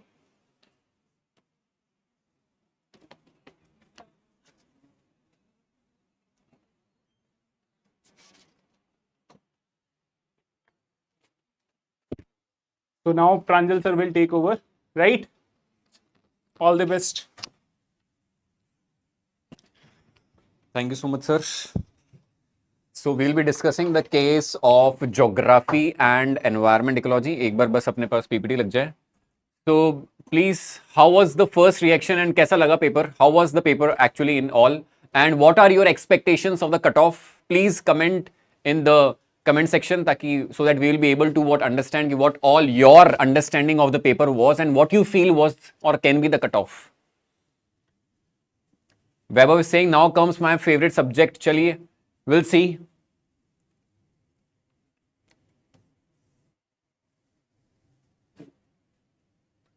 So I will be taking the geography and environment ecology section. If I talk about in total, every year we have around 30 questions from the domain of geography and environment ecology. I usually say it as 33% rule. 33% means out of 100 questions, around 33 questions that is from geography, environment, both static and what current affair are from the domain of this particular geography and environment ecology. We'll see one question each in a very detailed manner. So if you focus on the context, okay, so this is the case. So अगर हम बात करें तो we will be starting from this question, which is the question number 24, and this question says which of the following geographical features or phenomena are associated with the peninsular block of India. So this topic we study in our the physiographic units of India. And there are 6 physiographic units of India, and out of that the largest, the oldest and the inverted triangle shaped physiographic unit is our the case of peninsular block of India. Now the question has a very important static portion. It is from our static notes. First statement says submergence of parts of western coast due to tectonic activity. I have already discussed in many times in the classes and also at other places that the western coast of India is actually a submergent coastline because this western coast of India is formed via is formed after this submergence of the western flank. So यहाँ पर it is it is this sea level and it is there we have Mumbai. And otherwise the entire western shelf has been submergent type of coastline. So it is a submergent type of coastline. Submergent coastline. So this statement submergence of parts of western coast due to tectonic activity is actually correct because earlier it was like this, and beneath this particular case of Western Ghats, there was a mantle plume. There was a mantle plume which came, and this mantle plume actually mantle plume actually make various longitudinal faults, and this led to the creation of this submergent parts of the western coast due to tectonic activity. The first statement is truly correct here. Second, if we talk about the presence of residual mountain ranges such as the Velikonda Hills and Mahendragiri Hills. So if we talk about this western coast of India is a kind of a fault mountains. Western Ghats are a fault mountains. But if we talk about the case of Eastern Ghats are in reality old fold mountains. They were made in the time of in the time of that Gondwana land itself. So Western Ghats are the fault mountains. Because of faulting, they have been seen to be risen, and it is the case of Eastern Ghats, which are fold mountains, and in those Eastern Ghats we have Velikonda Hills and Mahendragiri Hills, and these are called as residual hills because Eastern Ghats is an old fold mountains. If it is an old fold mountain, it has been formed billions of years ago, and it has been subjected to billions of years of erosional, denudational, residual processes, and therefore they are also called as relict mountains in recent times.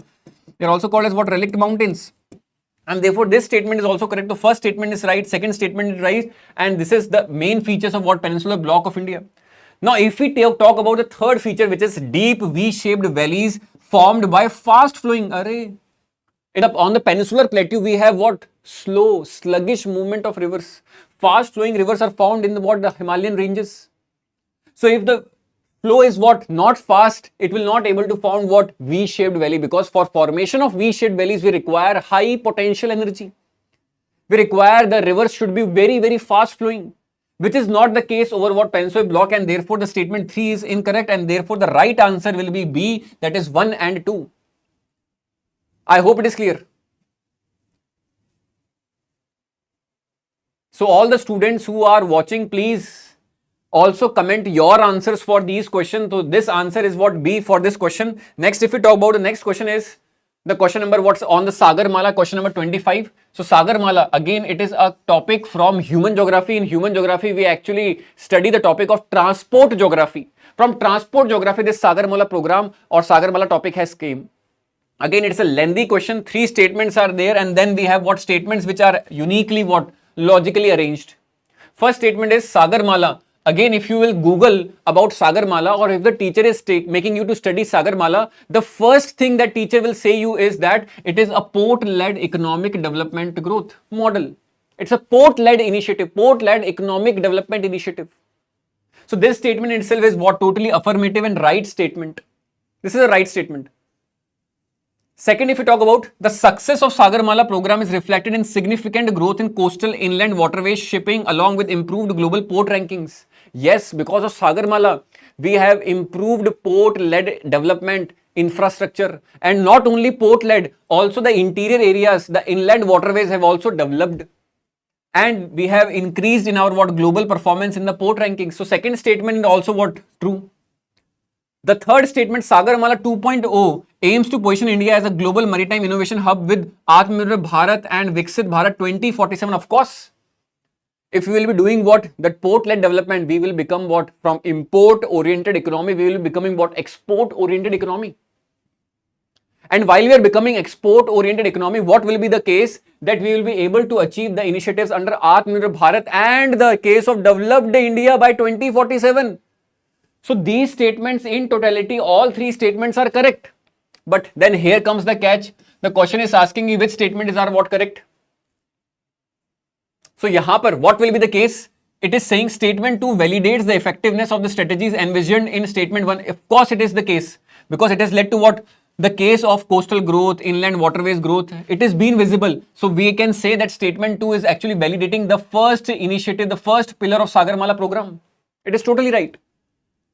Now it is saying statement 3 extends the objective of statement 1 by embedding them into a future-oriented innovation framework.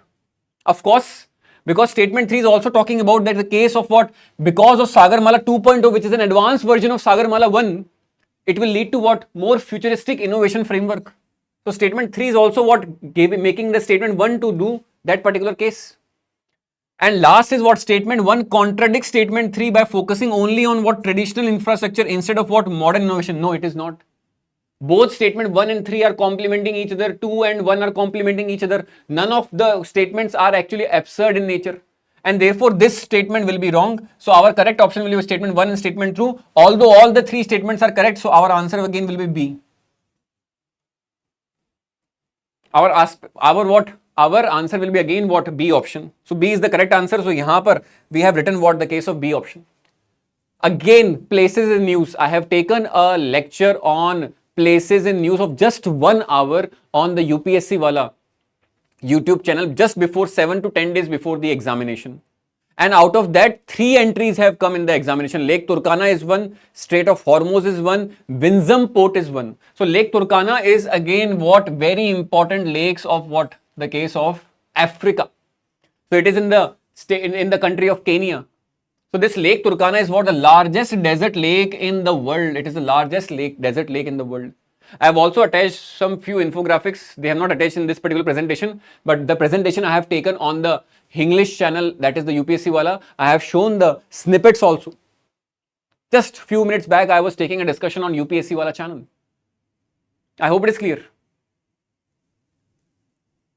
Please, all the students also let me know what are your expectations of the cutoff. What do you think is the cutoff is actually? So yahan par the question is about Lake Turkana, which is one of the largest lakes of Africa, and it is found in the country of Kenya. The largest desert lake in the world. This option is what? Right. This is a miscellaneous fact about this. This lake is situated in South Sudan. It is wrong. It is in the case of what? It is in the case of Kenya. Lake Turkana. And next statement is the lake is listed as UNESCO World Heritage Site and is also referred to as what? Jade Sea. Yes. It is another name of Lake Turkana, that is Jade Sea, and this jade word comes from the shade of colors, because the color of this particular Lake Turkana is bluish greenish, and that bluish greenish shade hue actually give this name a complementary name called as what? Jade sea. So the correct answer to this particular question number 29 is our statement 1 and statement 3. Again, the option will be B, 1 and 3. I hope it is clear. So since this is an English channel, I will be focusing my explanation and detailed discussion in English only, because many of the English belt people and people from the English background watch this particular lecture and this particular YouTube channel. Question number 34. Again, it is about what? The Windsor port. So in my places in news, I only told about that 3 ports are important. Vadhavan port is one. Windsor port in Kerala is again second important port which can be asked, and third port is what? The Galathea Bay port, because of the Great Nicobar project. And Windsor port was also given. You can go and watch the places in news video which I have taken. Again, I have shared the screenshot on this Telegram channel at the UPSC Fix.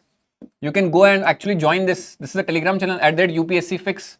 I have actually shown the snippets and infographics where I have taken this particular question as well. So this Windsor airport is again what? A case of Kerala. It was a port in Kerala. Again in news. And here the exact option is what? It is nothing but a case of port which was being used as a transshipment port. And therefore the correct answer of this is what? By leveraging its natural deep draft, and deep draft means deep depth of the western coast because of the submergent coastline, and strategic location to reduce dependence on foreign transshipment ports, enhance revenue retention and reposition India in regional maritime trade. This is the right option. So only 3 option is right, because if you are making an international seaport, Windsor International Seaport, your objectives will not be narrow. You see the objective of what? Second statement, by focusing primarily, extreme statement is this. By focusing primarily on passenger, cruise tourism and heritage shipping. No, it is an international seaport, and ports are largely for what? Economic activities. And therefore extreme word and also what? A narrow objective will make this statement 2 incorrect. Now if I talk about the first statement, by functioning exclusively, again extreme statement. As a domestic cargo, it is an international seaport, domestic cargo, what to do? Domestic cargo hub to reduce reliance on coastal shipping and eliminate the need for what? Foreign collaboration. It is again wrong. Again a narrow objective, again extreme statement, again statement 2 is wrong. The correct answer is what? D, that is 3 only is the right answer. D only is the right answer. Further, if you talk about question number 35, again a very important theme, that is rivers of Indian subcontinent. Again I have taken this question in the Indian mapping marathon that I have taken before the exam on UPSC wala channel. Now if I talk about the case, there are certain characteristics which are given about a particular what? River. You have to identify out of it. First statement is it is an antecedent drainage system. We know that many of the Himalayan rivers, like the case of Indus, the case of Brahmaputra, the case of Satluj, Kosi, are all antecedent. Antecedent means that these are the rivers which were flowing before the formation of mountains, before the formation of any barrier which come in their path. They were flowing earlier also. And therefore it is called as antecedent river. So we can make out that all are antecedent. Brahmaputra is antecedent, Indus is antecedent, Satluj is antecedent, and even Teesta is antecedent river. Second, it flows through 3 countries. That makes Teesta wrong, because Teesta starts from the region near Zemu Glacier, and Zemu Glacier is in Sikkim and Sikkim is in India. So one country is India and another country is Bangladesh. So Teesta is only flowing in what? India and Bangladesh. India and Bangladesh. That is the case. And now we have 3 options. It originates in the Tibetan Plateau. All 3 have their origin in Tibetan Plateau. So that is also right. And important for river for irrigation. All 3 are important for irrigation. Next, if we have, it does not form distributaries. Now comes the actual statement. Because Brahmaputra is having so much of water, so much of sediment load it carries, so much of depositional load it carries, that in the later phases, in the old age of Brahmaputra, Brahmaputra actually forms what? Brahmaputra actually forms distributaries. Because in the old age of Brahmaputra, Brahmaputra do various depositions, it forms braided channels, and that creates various distributaries. And that is something which is what? Totally different. So distributaries are being formed by what? Brahmaputra, and therefore Brahmaputra is also wrong because it forms what? Distributaries. It forms distributaries. Now the contention is with what? Indus and Satluj. Again, Indus is a river which goes till the mouth of the sea. It forms what? It forms a delta, and near the delta, how much it can be the case of what? Water, it might have the chances to form distributaries, because near delta the river actually what? Distributes into multiple channels called as braided channels. So the short listing of both the options can be what? Seen. Now it depends upon UPSC, but to my best of my knowledge and whatever we have discussed with the team, the Satluj can be a more potential answer. So answer C will be our what answer? Answer C is the right answer. Again, it was something that you would have attempted. It was an easy, and you would have what? Made this option correct. Next question, if we see, so the case of what? Indian state is not or are correct. So again, if we talk about the case, the answer to this question is what? C answer. That is, we have to find the not correct statements. So Uttar Pradesh share its boundary with the highest number of other Indian states. Again, it is what? It is correct, because Uttar Pradesh is that country, is that state. So we have what? We have statement 1, which is what? Saying the highest number. It is the right option because it has what? Connections and roots till connections of what? Various states. So first statement is what? Right. Next, if we talk about Rajasthan shares the longest international boundary among all Indian states. This is a wrong statement, because if we see in context of the land border of India with other international countries, the largest land border India shares with another country, it is what? It is the case with Bangladesh. With Bangladesh, we share around 4,071 kilometers of land border. And since we share the largest border with Bangladesh, we have to have a common sense in our mind that West Bengal will be the state of India which shares the largest international boundary, and therefore Rajasthan is wrong. It is what? It is West Bengal. And therefore statement what? 2 becomes what? Our not correct, and therefore 2 will be what? The case that we have what? 2 is here because 1 is right. Sikkim is the only state that shares its boundary with just one other Indian state. Again, this is not a correct option. It is not the only state, and therefore yahan par the correct option will this question will be what? C is the right option. That is only 2 and 3. First is right, 2 and 3 are what? Wrong. I hope it is clear, guys, people. Perfect. Chali. Next, please give the answer of this question. It is about what? The rain-fed area development. So it is a kind of an initiative which is under the National Mission on Sustainable Agriculture. Again, we know that more than 50% of India and its agricultural activities are done under rain-fed, because it is under the case of what? Less connectivity of the irrigation context. And therefore, more than 50% of the Indian agriculture is under rain-fed. It is under raining context.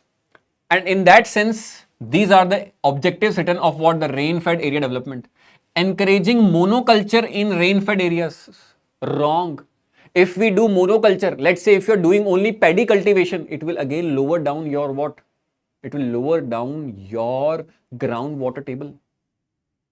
And therefore, in the rain-fed areas, encouraging monoculture is not the right option. We should diversify our agriculture. We should diversify agriculture into multiple kharif and rabi crops. Because if we go with only one crop, it can be paddy, it might lead to what? Lowering of the groundwater table. So this statement is wrong. Monoculture is always a bad thing. We also have seen that in the case of green revolution areas, even duoculture of wheat and rice has led to lowering down of what? Groundwater table, lowering down of what? The case of fertility of the soil. And that is the context.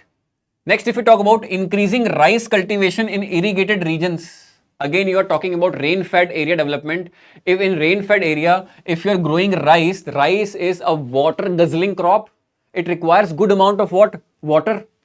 And therefore, if you will be increasing the case of paddy cultivation or rice cultivation, it will again lower down the case of what? The groundwater table. And therefore, again this statement is what? It is wrong. Last statement is enhancing productivity, one initiative or one objective of rain-fed area. It is right, it is affirmative. Minimizing the climatic risk through integrated farming systems. Of course, it is right. Integrated farming systems include integrated watershed development programs. which includes focusing on integrated development of land, water, biomass, pesticides, fertilizers, and those again come under the domain of what? The case of rain-fed area development program or initiative. And therefore our answer will be what? 3 only, or D is the right answer. I hope it is clear. Vaibhav, please focus here, beta. Please focus here, because we are discussing here something very sensical and very logical. And we are discussing here the domain and portion of geography and environment ecology. I hope it is clear. To the best of my knowledge, I have mentored many rankers in 2025. Rank 50 Ishitva Anand, rank 233 Akash Deep. I am taking their names because I have mentored them, I have guided them. So please focus here. Next topic, if we see, it is a textile industry plus government initiative, government scheme based question. And it is on the case of what? Eri silk. So this Eri silk is very high-end type of silk textile, and it is again very sensitive to case of what? To the case of other climatic conditions, and therefore we have to put chemicals while developing it. But this particular OKO-Tex certification was being done to make it chemical free, so that it can be sold at high-end prices in the foreign markets. So first statement is it allows Indian exporters to compete in the high-end markets that prioritize chemical-free products. It is a right option. It is a right option. I hope it is clear. Once you will start understanding, start listening, start visualizing and contemplating what I am trying to speak, you will get to know. By writing anything that you feel like, because you are frustrated, you are irritated, because you are not able to get any success in life, you will not listen. You will just react. I hope it is clear. Domestic cargo means the case of what? The trading activities in terms of cargo at the domestic level. Next statement, if you talk about, it confirms that Eri silk meets international safety, environmental and quality standards, enabling its entry into premium eco-conscious markets. Again, both the statements are complementing each other. Both the statements are what? Complementing each other. They both are connected to each other, both are affirmative to each other, and therefore both statements are right, and therefore C is the right option. Again, with the elimination also, we can actually what? Take it. Perfect. Thank you so much for all the students who are listening very, very sincerely and with a disciplined manner. Good evening to all. Next question is again for Strait of Hormuz. Again, Strait of Hormuz is a no-brainer, again taken in the places in news topic. It is asking that ships from which of the following countries have to cross the Strait of Hormuz to reach out to what? Indian Ocean. So if we see here, we have what? We have the case of Bahrain is there, and we have the case of Qatar is there. Because Syria lies to the what? East of Mediterranean Sea, it is not having what? Direct connection. And Egypt is what? Egypt is too close towards the Red Sea. It is not near the case of what? Strait of Hormuz. So it is the case of Bahrain which is connecting with what? The case of Qatar, and from Qatar it is connecting with the case of what? Arabian Sea. And therefore the right answer will be what? B. Again, places in news, spatial mapping, spatial location based question which should be corrected. It was a low hanging fruit. Again taken in what? Places in news. Next, if you talk about the case of what? Environment. So in environment, again questions can be seen. One question was the Tungurahua volcano, which was declared a global geopark by UNESCO in 2025, is situated in which among the following countries? Again, it can be taken in what? Geography, because it's a volcano.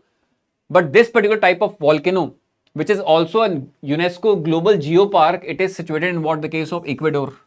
You very well know that this particular location is a location of convergence of two plates, and whenever two plates converge, one heavy plate subducts beneath the lighter plate, and while it subducts, it melts, and it melts, it leads to generation of magma. That magma generated uplifts, ascends, because that is lighter in nature, and it comes out, and therefore this volcanism near this Ecuador location is a stratovolcano.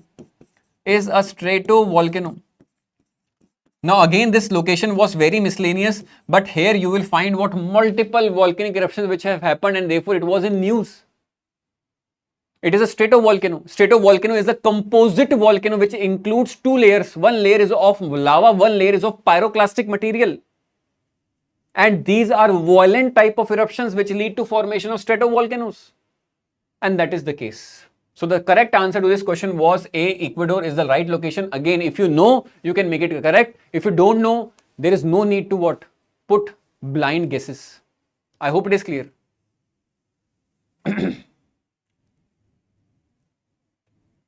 Perfect, perfect. Thank you so much to all the students who are sincere and disciplined, because this exam requires sincereness and discipline. And that exam that UPSC has given today, it has again given a tight slap on the face of all of us, that if we are not sincere, that if we are not disciplined, and if we do not like to study, if you don't feel like that we are actually into studies, then these exams are not for you.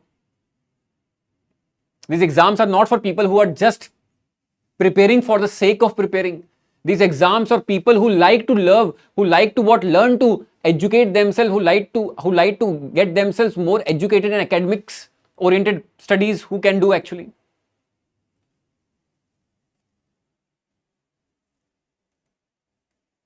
Next question, if we see question number 22, again it was a current affair based question from environment domain. Madhav National Park, it was sort of 58th Tiger Reserve, which was declared very recently in the March of 2025, and therefore it was in current affair. Again, it was a low-hanging fruit, and it was in current affair for one more reason, because an important Ramsar site, that is Sakya Sagar, is designated as a Ramsar site situated within this national park. So this statement 1 and statement 2 both are right. And again, when we are discussing in the classes about Biosphere Reserve, National Park, all these protected areas, while we are discussing, we actually give you certain statements that what all these national parks or wildlife sanctuaries or biosphere reserve contain in them, which river is going through them, which particular dam is located in them, which particular lake is located in them. This Ramsar site, that is Sakya Sagar, is very, very important. And next, last option is this area is shared between Madhya Pradesh and Rajasthan. It is wrong, because Rajasthan is not shared the case of Madhav National Park. The Madhav National Park lies entirely in the Shivpuri district of what? Madhya Pradesh. Although it is very close to the Rajasthan border, but it is still lying in what? The case of our what? MP. It is totally in the case of what? MP. And therefore, again, statement B will be right. 1 and 2 are the right options. I hope it is clear. Next statement or next question is question number 23.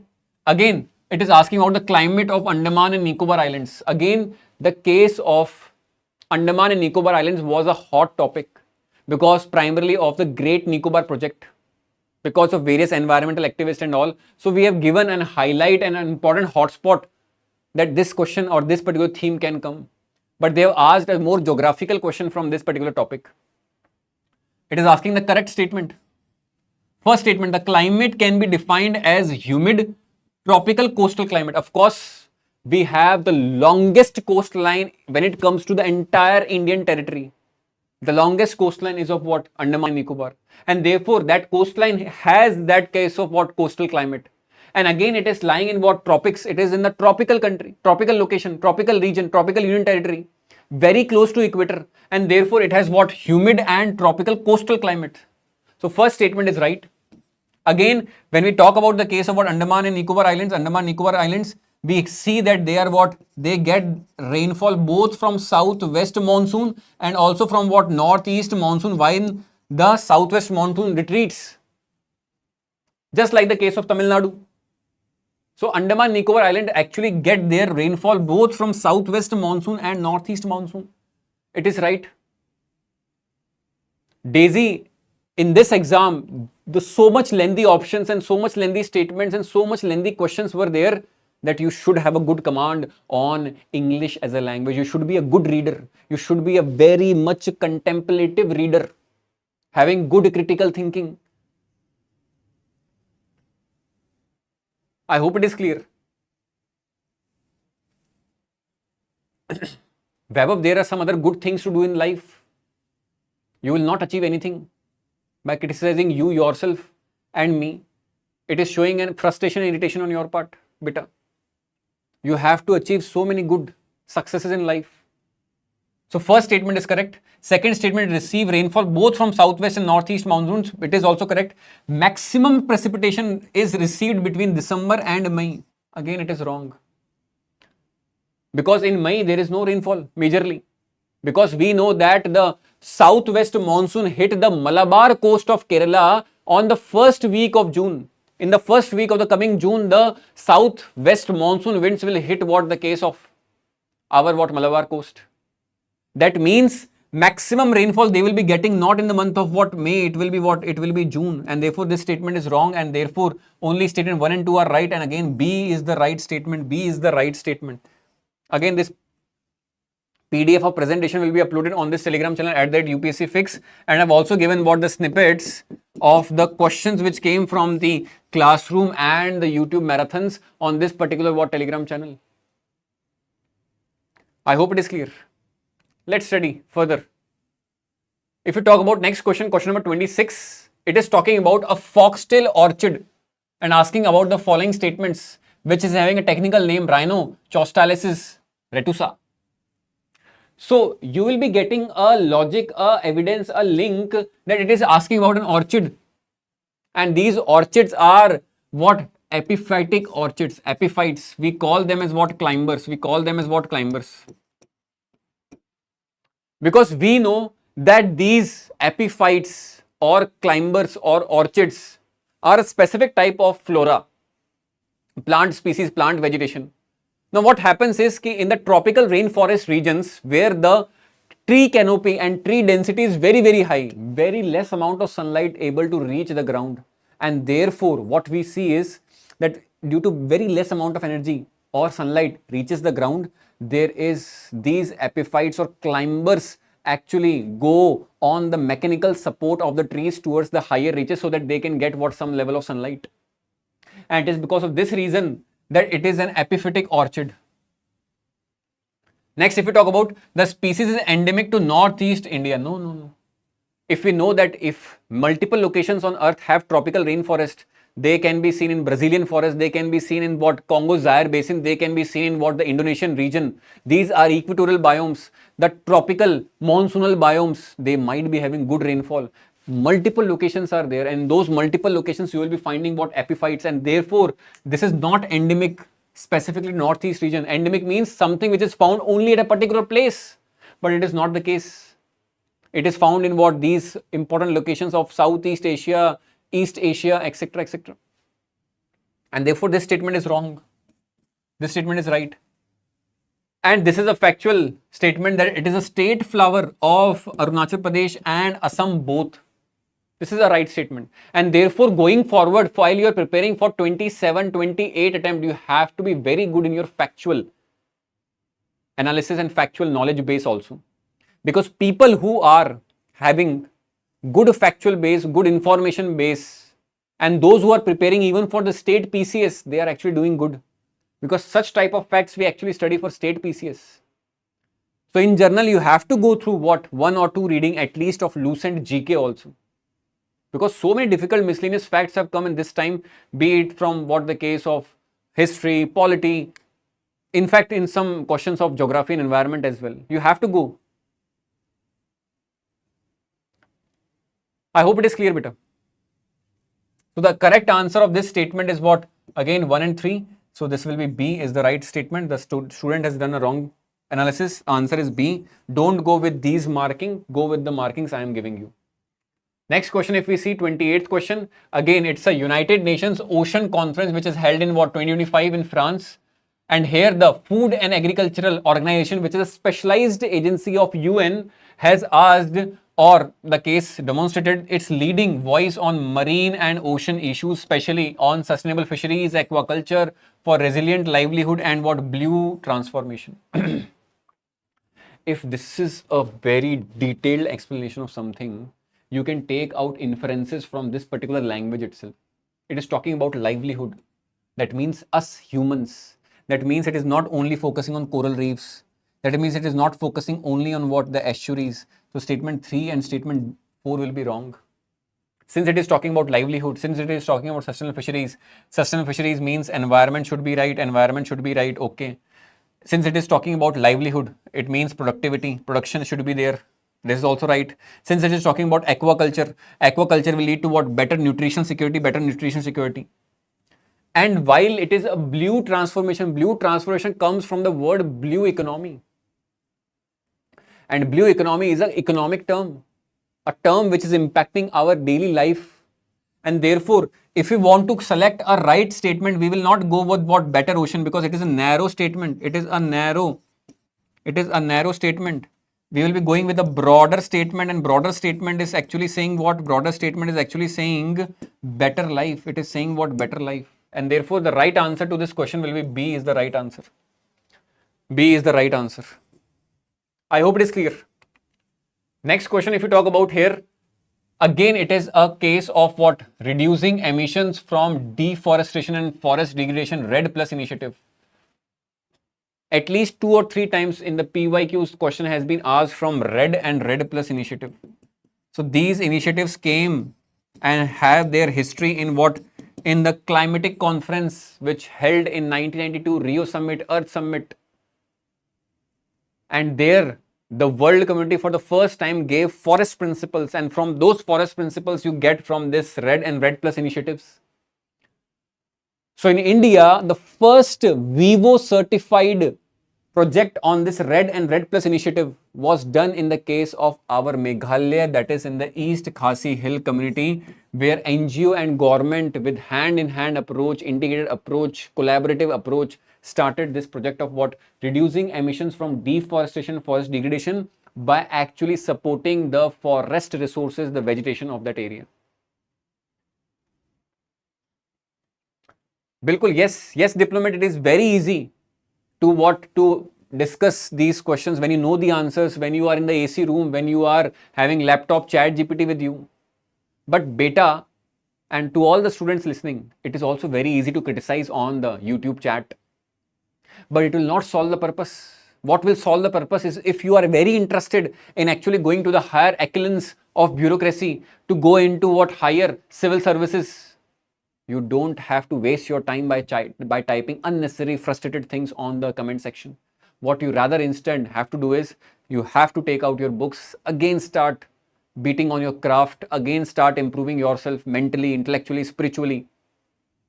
And then only you will be able to solve the purpose of life, of your success. If you want to go into academics, no one is saying, and no one is what? Asking you to come and asking you to forcefully prepare for UPSC exam. No.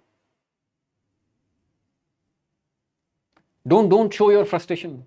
Show your humility, humbleness, so that you can learn more. While you can learn more, you can even earn more respect. It will not solve any purpose. Next question, last few questions are there. So if you talk about India's response to climate change, so India in the recent COPs have actually given their long-term low emission strategy, which can actually lead us to the factor of net zero emitter by 2070. So this statement is right, absolutely right. India is the one among the few countries who have given what? The long-term low emission development strategy. Very, very true. Next statement, if you talk about, India has recently submitted its fourth biennial update report, submitted in December 24, recorded around 8% decrease in greenhouse emissions in 2020 over 2019 levels. And it is because of this context only, and therefore this is an empirical evidence. This is an empirical evidence, data-based evidence to statement 1. Because the statement has written this. And third statement, climate resilient development necessarily depends on quick and short term. Arre, your question is saying long term and climate change, and to fight with climate change, to adapt with climate change, to become more resilient with respect to climate change, it will require a long term developmental strategy. It is not a short term game. It is not a quick game. And therefore this statement is totally antagonist. It is totally opposite to statement 3, and again it is absurd statement. And therefore this statement is wrong. So if we look here, what we find is statement 1 is empirically supported by statement 2. It is right. This statement is right. Statement 3 contradicts the approach implicit in statement 1, of course, because statement 1 is long, statement 3 is saying short term quick fix. So this is also what's right statement. And if we talk about the statement 1 and 2 are right, because statement 3, if we see, statement 1 and statement 3 together establish the premise of long term. No, of course in statement 3 again it is written what? It is again short term and quick. Short and quick. Short and quick. Again, it is written here.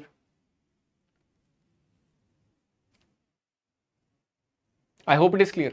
No one is forcing you to take another chance. If you think that the paper was hard and it is out of your range, please don't come here again to waste another year in your personal life.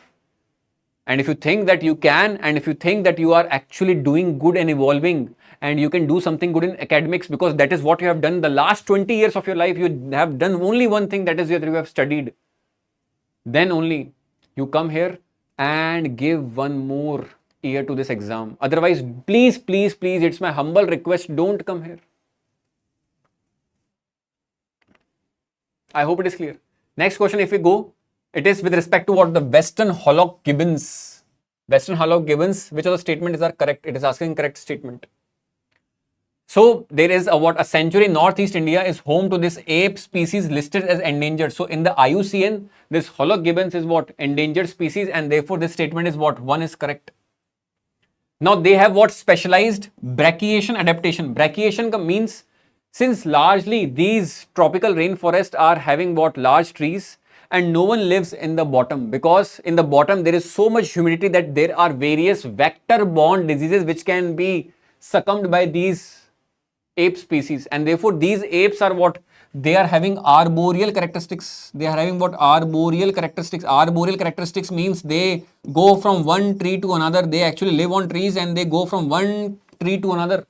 And while they go from one tree to another, they actually go and put one branch and again hold one branch and again what? Transfer and migrate to one tree to another. And that transferable context and that swing context is called as brachiation. That is called as brachiation, and can easily swing what? Between trees. And therefore this statement is also what? Correct. This statement is also what? Correct.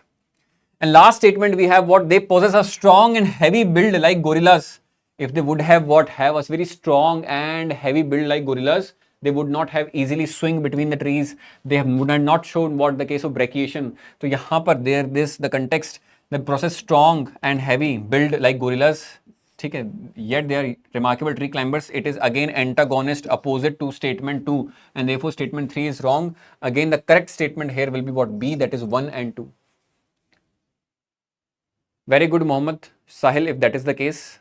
Next question, if we see question number 33, it says mangrove ecosystem. Again, very important ecosystem. One or few important ecosystems that we actually say students to read very deeply and very insightfully. It is, one is mangrove ecosystem, another one is coral reef ecosystem. Mangroves, the first statement that we write, these are what? Halophytic, that they are water loving. And since it has written what? They are salt sensitive roots, it becomes a wrong statement. And therefore second option is what? Wrong. Next option, if we talk about mangroves reduce tidal energy, this is right, because they are on the coastal areas and therefore whatever the tides which are coming, they actually reduce their strength and energy. So this is right. And store fresh water, no it is not, because they are halophytic. Mangroves are what? Mangroves are halophytic, that is they are what? Saline loving species, halophytic vegetation. They are what? Halophytic vegetation. They are halophytic vegetation. Saline loving. Making them ideal sites for paddy cultivation. No. If that would have been the case, that these sites are ideal for paddy cultivation, we would have deforested all the mangrove patches on the coastal areas of the India. And therefore this statement 1 is what? Again wrong. And if you talk about by withstanding tidal surges and offering biomass resources, mangroves function both as natural bioshields. Yes. Because during 2004 tsunami which came in the Indian Ocean region, the coastal areas which were having what? Mangrove vegetation were more protected, were more safeguarded from these external threats. But these are less.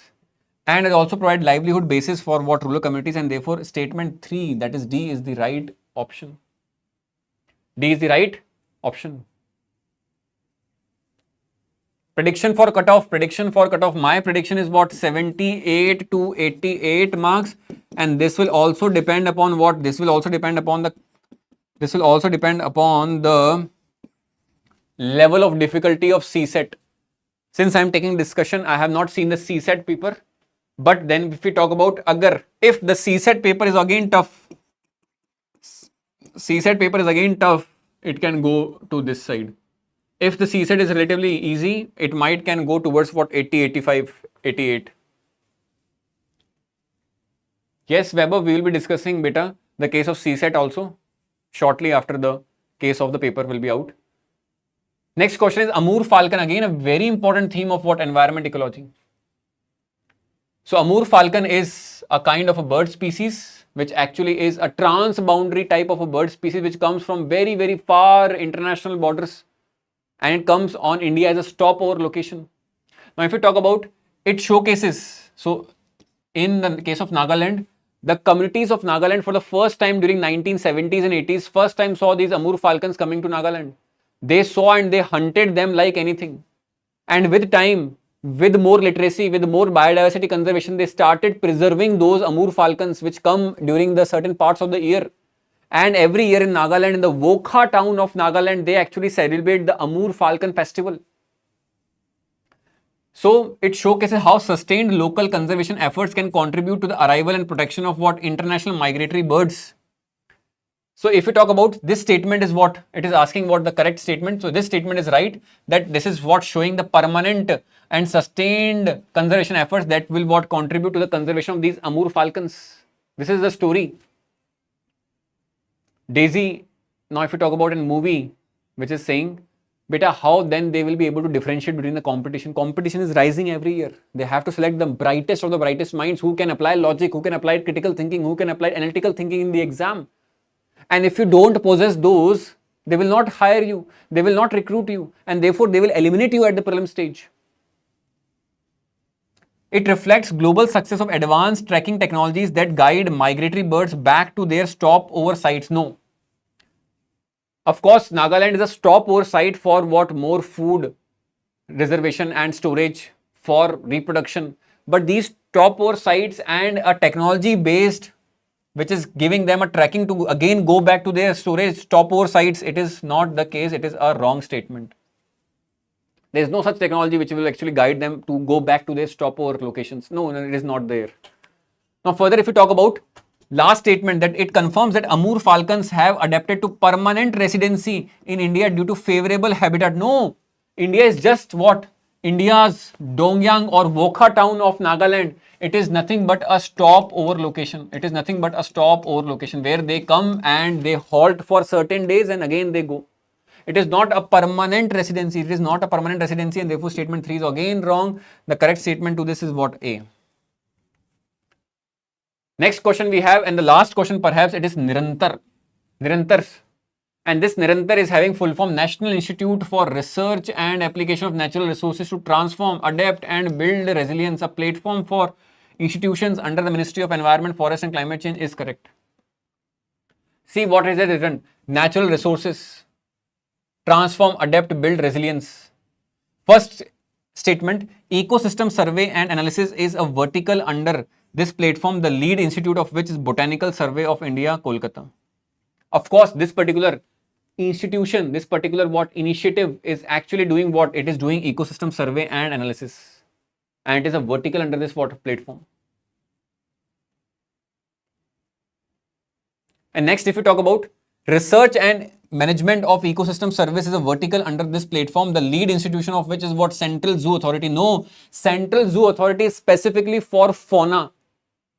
And it is a central autonomous institution under the Wildlife Protection Act and an independent authority which only takes care of zoo. And it has nothing to do with what? Nirantar program. So this is what? Opposite. So this statement will be wrong. This statement is what looks somewhat to the case of what? Affirmative statement. So if we see here, again, there were again one or two statements or there. So this statement is wrong, this statement is right. And then we have what? The case of history. So again, now I am asking, what is your expectation of what? The cutoff? Please let me know your expectation of the cutoff.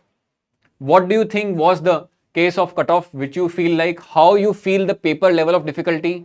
Was it moderately difficult? Was it tough? Was it very tough, or was it unpredictable? Please let me know.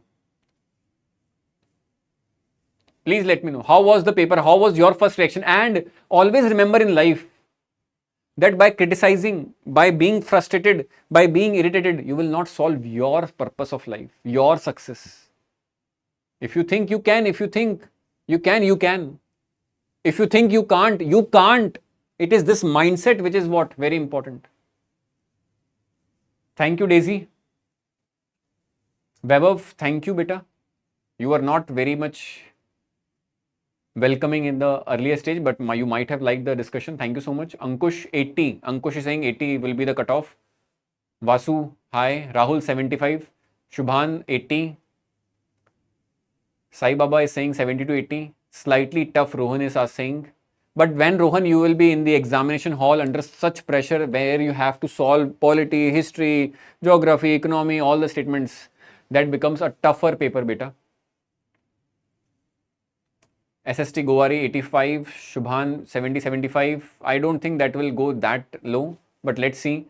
Ankush 80 maximum, Rahul 75 to 85. Perfect. King Ravi moderate. Again, King, when you will be going in the examination hall, again giving the paper in the such pressure like situation, it will become difficult. Abhijit Das, love from Delhi. Jyoti 100 is not possible. Lord Cockroach 70 to 72. Okay, Cockroach Janata Party is there also. Sir 28 में exam से डर लग रहा है. You don't have to fear from the examination. You have to prepare yourself better. Thank you, Mohammed Assassin.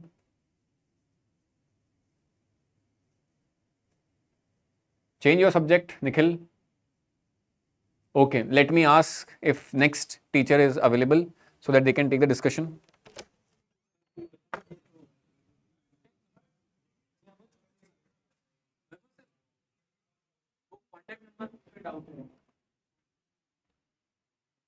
Geography was on the moderate side, moderate to moderately difficult. I will not say it is tough because it was the factual things that you might not have heard about, might not have read about, that might have leading to you what thinking it is a tough. Otherwise, it is not the case. Any tips for 2030 aspirants? Prepare in 2028. Don't prepare now. Akash, don't mess around. It is not 120 is not possible. Leshan Manzoor is again what wasting our time. It was not easy. It was moderately difficult to difficult type of paper. Nalin Prabhat is saying 84 the cutoff might be. Abhay is saying again absurd things. 120, 125 can't be the case. Then we have what? Sir Love from Kurnool, Andhra Pradesh. Love you back, beta. Welcome, Ashush. Perfect. So all those students who are in this context of what preparing for the exam, you have to now this adaptation with the new pattern of the examination. There were 3 to 4 questions even from ethics and public administration as well. So now the next segment will be of what? History. That will be taken by Abhishek sir. So he will be now giving you the nuances of what history paper actually was and how you would have tackled the various miscellaneous and tough questions of history. So I welcome Abhishek sir. Hello, sir. So Abhishek sir, just give your first reactions on the history paper and what do you think was the level of this particular history as a subject, because we take history in big 4. So are the big 4s reliable? So that is also a question, and what is your take on history so that you can further take the detailed analysis? Thank you, sir. Thank you. And I hope I'll be able to continue with the tempo which sir has already created. So history overall, sir, is I will say ki haan, moderate to tough. There are few questions which are bouncer, and I think it is better to skip such questions than to get into that trap. And but still doable. Out of 20, first of all, 20 itself is a huge number. Ki haan, one subject is contributing 20 questions into prelims examination. Somewhere it is make or break. If you have good command in subject, if you have good command over the topics of especially ancient India, then you will be able to score very high in this particular paper. Otherwise, definitely I will say ki haan, there are a lot of questions which students will be bound to skip. Yes. So, but still, it is something which will help you cross the cutoff, and I believe ki haan, students must have been prepared with all this, and they would have done great today. Okay, sir. The stage is all yours. Thank you, sir. Thanks a lot, sir. Yeah. So history. Okay. So first of all, there are 20 questions from history segment, and surprisingly 10 from ancient India. This is very, very high. I usually expect near about 5 to 6 questions, that on the higher side, from ancient India. But this time there are 10 questions from ancient India, 0 from medieval, Culture, there are 5 questions which are technical. Again, I right now, going through last 4 or 5 years paper, I believe कि हाँ question culture questions should have been around 2 to 3. But right now what I see कि first of all there is technical, there are a lot of technical questions, and secondly these are you can say tough questions, and 5 itself is a huge number from culture. Modern India, again unexpected. Last year there were 8 questions from modern India. This year there are only 5 questions from modern India. Again, this is not something which I was expecting. I was expecting 8 to 10 questions will be there from modern India. But overall, in totality, 20 questions itself is huge number and is make or break in the paper. No doubt cutoff, I suppose, is not going to be very high. And if you have 20 questions in history, and if you were able to do, let's say, 12 to 15 questions from history, you can easily, you can say, cross the cutoff. Yes. Again, questions looks like very intellectual, deep. These are not surface level questions, very lengthy questions. You need to spend a lot of time into the question. You need to analyze them. You need to figure out. There were a lot of questions which I felt are from CSAT. Right? You need to have a very good comprehensive power to understand the question and what exactly it means. And a lot of people, a lot of students, especially under pressure, will not be able to understand few of the questions like this one. Yeah, the first question itself, this is actually D D set, and first 20 questions were history only. So I'm assuming those students who were not pro in history, they might have felt very bad looking at the first question. First question itself is a bouncer, right? But prima facie, it looks like a bouncer, but once you go deeper into the topic, once you analyze the question, you will realize that it is not as tough. It's a doable question. Let's try understanding. Yeah. Okay. Also, with every question, try to answer. The answer written over here is mostly wrong, right? Now, do not assume it's the right answer. This is just indicative answer written if something is written over here. So try it and try to solve whatever knowledge you have of this particular topic. As I said, ancient India, 10 questions is already huge. So try to solve with me and we'll see whether you are getting it right or not. Okay, so first question.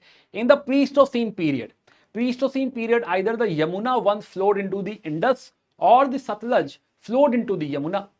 So Yamuna flowing into Indus or Satluj flowing into Yamuna, and one major tributary of either had shifted from Ganga to the Indus or vice versa. Yeah, so looks like very complicated question, and it says which of the following are the basis of the above assertion. If this statement is true, this is the basis of this assertion. If this is true, this might be the basis of this. If this is true, this might be the basis of this particular assertion. Such kind of questions are being asked. So assertion questions are being asked. And you see, the first question, if you see the Nadi Sukt of the Rig Veda. So Nadi Sukt of the Rig Veda. So in the class we have seen that in the Rig Vedic era, what we found, there is discussion of Indus and its tributary, rare discussion of Ganga and Jamuna. But talking about Pleistocene, in the Pleistocene era, this river was moving from this side or that side, something. Such a discussion is not there in Nadi Sukta. Again, it also does not make sense how the people in the Rig Vedic era, around 1500 to 1000 BCE, were aware about what is happening in the Pleistocene era. And it is very tough to comment on this, Rig Veda talks about such shift of rivers in the Pleistocene period, or some earlier, you can say, river shifting into the other one. So Nadi Sukta does not guarantee such a shift. So definitely first statement, seems wrong. Second, exploration of the Satluj and the Yamuna by Robert Bruce Foote. I hope you recognize Robert Bruce Foote. Robert Bruce Foote is somebody who in 1860s found one hand axe in Pallavaram. Yeah, so he is somebody who is associated with southern part of India, Pallavaram, Atiram Pakkam. If there was some statement regarding Tamil Nadu or something, then we might have considered Robert Bruce Foote, he might have contributed something. So here again contribution of Robert Bruce Foote does not make sense. Also, let's look at the third statement. Third statement says the presence of the same species of dolphins in both the Indus and the Ganga river systems. This was also in current affair discussion, where there is a study that the dolphins of Ganga and dolphins of Indus have same DNA, right? This study was in current affair, few days back, and that is the you can say the origin of the question. This time also, very rare we see this, but for the very, I'll not say first time, but very rarely we find that history questions have correlation with the current affair.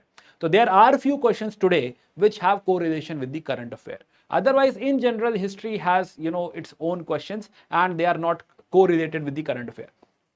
So this statement is correct. If you know third is correct, so third is correct in only one option. So then we can easily say ki, okay, third is the right, D is the right answer. Yeah. Okay. Chalo. So first question, D is the right answer. Let's move ahead. Second question, what does an empty seat represent in the early Buddhist iconography? Okay, early Buddhist iconography, what does this represent? Right? There is an empty seat. So meditation of the Buddha, Buddha's first sermon, Buddha's Mahaparinirvana, Buddha's Mahabhinishkraman. Yeah, and students might feel that this answer, what should be the answer?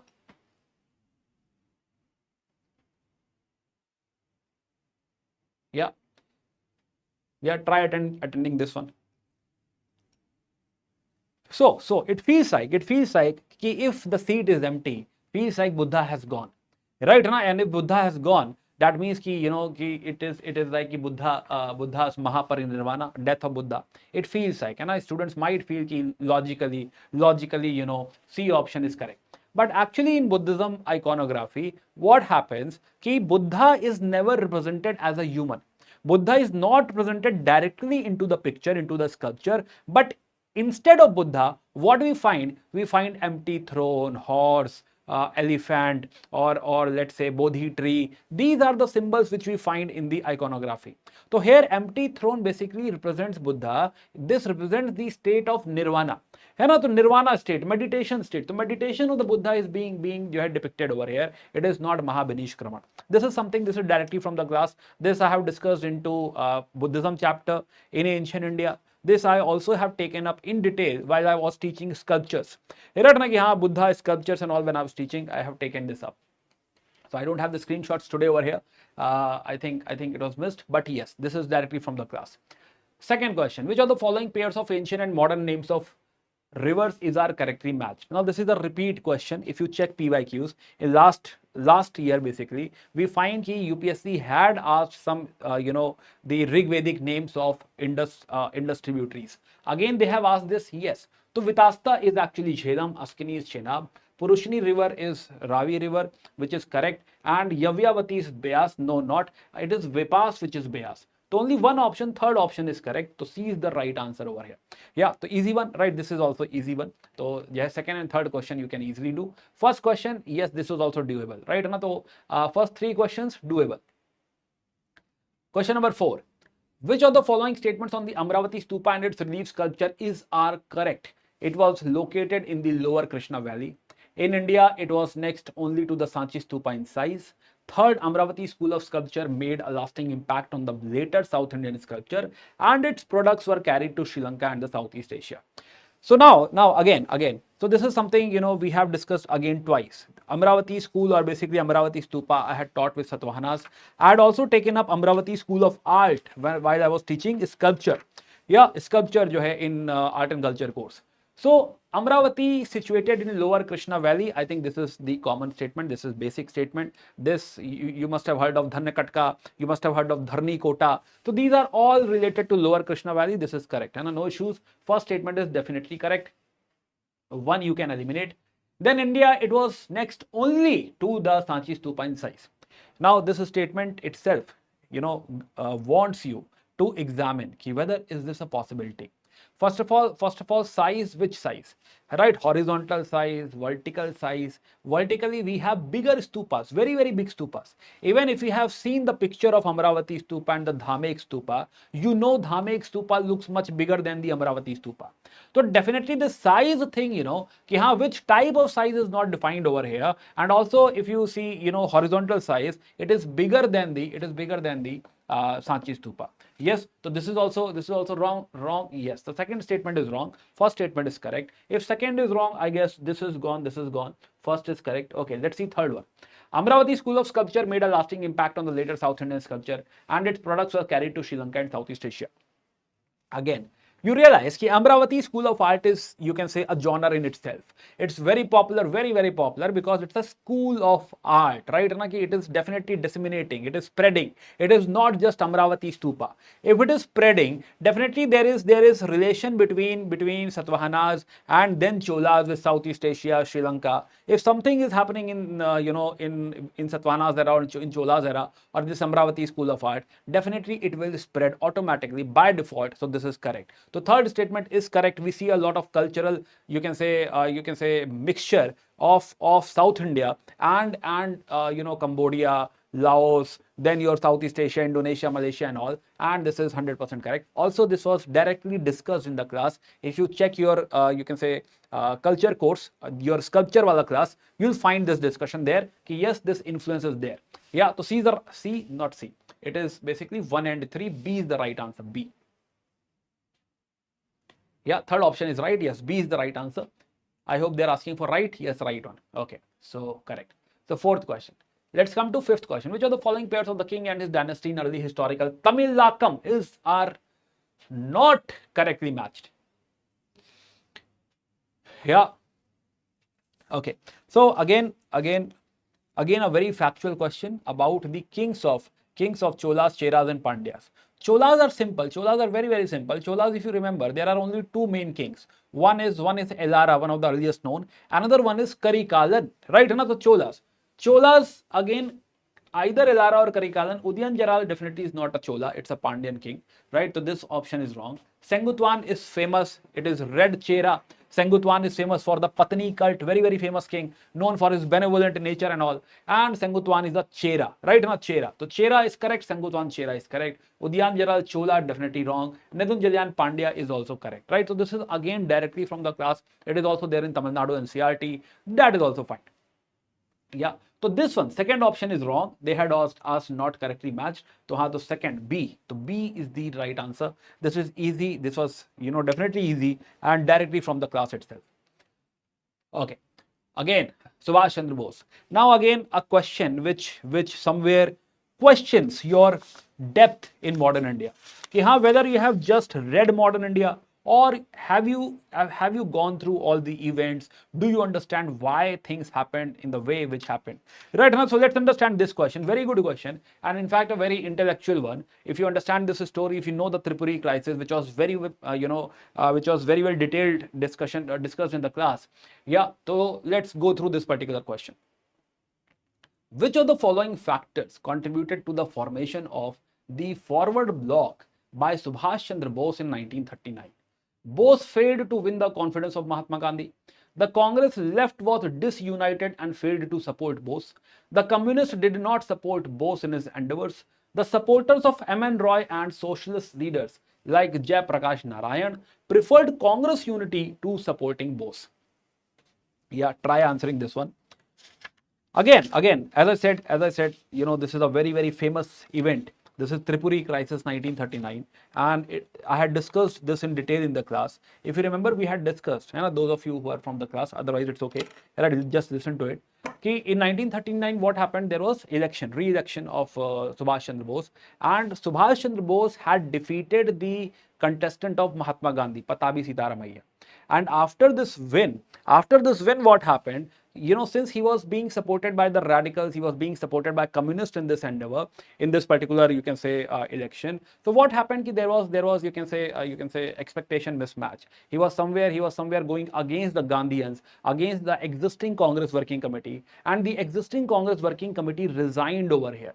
And they were like, if he does not trust us, if Subhash Chandra Bose does not trust us, if he do not believes in us, then it is better to elect his own Congress Working Committee. So everybody resigned. And then Gobind Pant basically passed a resolution asking for कि हाँ Subhash Chandra Bose should form a new Congress Working Committee aligning Mahatma Gandhi. Right? He should align Mahatma Gandhi on the new Congress Working Committee. But Mahatma Gandhi over here was definitely against Subhash Chandra Bose, and here he had not conformed to it. He had not supported Subhash Chandra Bose. This is a very, very famous event. So definitely the first statement itself, Bose failed to win the confidence of Mahatma Gandhi, is a correct statement. Yeah. Second, the Congress left was disunited and failed to support Bose. Yes, this is also correct. Reason Congress leftists in the Congress or the communists in the Congress definitely wanted to support Subhash Chandra Bose, but they were not against Gandhi. So in this context, they could not support Bose, and that is the reason Bose had to resign over here. So he had Congress left was disunited. Second statement automatically is correct. First and second statements are correct. Now the third one. The communists did not support Bose in his endeavors. This is an absolute statement, as we have seen just now. Ki communists half-heartedly, or you can say partially, had supported Bose, but the full commitment or the full support to Bose was missing. So definitely third statement is wrong, and if third is wrong by elimination, you can say ki 1, 2, 4 are correct. Right na, ki B option is correct. Again, Jayaprakash Narayan and the socialists in the Congress, they wanted unity. They didn't want to split Congress into two, and that is the reason they were not able to support Congress or support Bose fully. Yes, so fourth statement is also correct. Yeah. So 1, 2, 4 are right, and if 1, 2, 4 are right, B is the right answer. B. Okay, let's go ahead. Seventh question. Consider the following statements regarding the British policy in Awadh immediately after the annexation in 1856. First statement says, the Talukdars were dispossessed of their states but allowed to retain their arms and forts.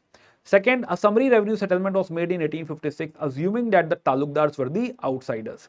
Third, the British believed in taking revenue directly from the peasants by removing the Talukdars. Now again, this is something you'll also find in NCRTs. Also, we had discussed this in the class when we were discussing revolt of 1857, and we were talking about in 1856 Awadh was annexed and Awadh became a ticking bomb for revolt of 1857. What were the reasons behind, you can say, such an charged atmosphere in Awadh?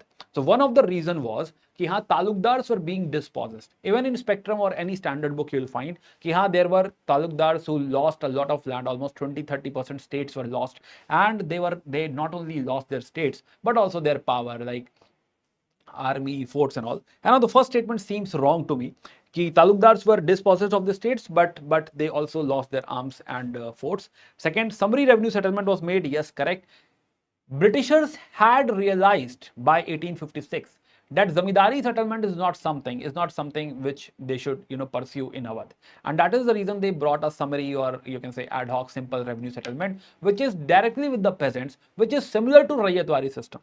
Yes, so the second option is correct. Here they had not supported Talukdars. Third, British believed in taking revenue directly from the peasants by removing the Talukdars. Yes, as I said, it is similar to Raiyatwari. Direct revenue from the Raiyats were being taken. So 2 and 3 seems correct to me. So A is the right answer. I hope this one is easy. You will be able to solve.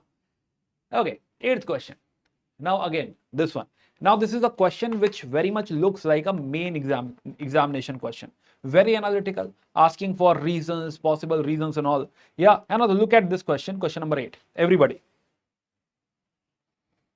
Okay, also I assume most of you are the one who will be appearing into 2027 or 2028, and you might have studied few topics, maybe history or maybe other topics. And while attending this whole discussion, with any faculty, try solving the questions on your own. Do not just look at the questions, right? Make your take, right? You need to figure out what will be the answer if you were present today into the paper, right? If you were solving today, what option you would have chosen? That is something you need to know, especially if you have already studied the topic. You already studied modern India, then you should definitely try attending these questions, so that you understand the, you can say, gravity of the question. You understand what all mistakes you would have made in the examination hall. Yeah, so please try to answer. Okay, so genesis of the political alliances based on community lay in the very nature of the Montague-Chelmsford reforms 1919. Now, Montague-Chelmsford reform 1919, they are asking again which statements supports the above assertion. कि genesis of political alliances based on community laying the very nature of the Montague-Chelmsford reforms 1990. Now, Montague-Chelmsford reform definitely had supported separate electorates. In fact, there was South Borough Committee, and South Borough Committee, you know, which is also called as Franchisee Committee, had expanded the concept of separate electorate. They had given this separate electorate to Sikh, Anglo-Indians, Christians, Europeans. So somewhere the idea of separate electorate got expanded by the Montfort reform, which is actually the first statement. Yeah, reforms retained and extended the principle of separate electorate, and that is how these communities are now being politically recognized. Second statement, separate electorates were supposed to counter Indian nationalism, which was growing stronger. Definitely separate electorate over here, if you see, you know, ki they had this divide and rule and the idea of separate electorate to divide, right? Na, to haan, to this is against nationalism. Yes, this statement is true in totality, or in general, if you say this statement is true, right? But whether this asserts this one, right? Na, this is also you have to see. Just absolute, you know, absolutely if this statement is true, that does not automatically guarantees that this also assert. So you have to think about this as well. It is not about whether this statement is true. It is also about that whether this asserts this one. Yes, the political alliances based on community. Yes, correct. It's talking about divide and rule. We got divided into such political alliances. Third, deprived classes rallied around the favors inherent in separate electorate. Of course, when they were getting reservation, they started to rally around it, and those who have not got the reservation, they wanted to have it.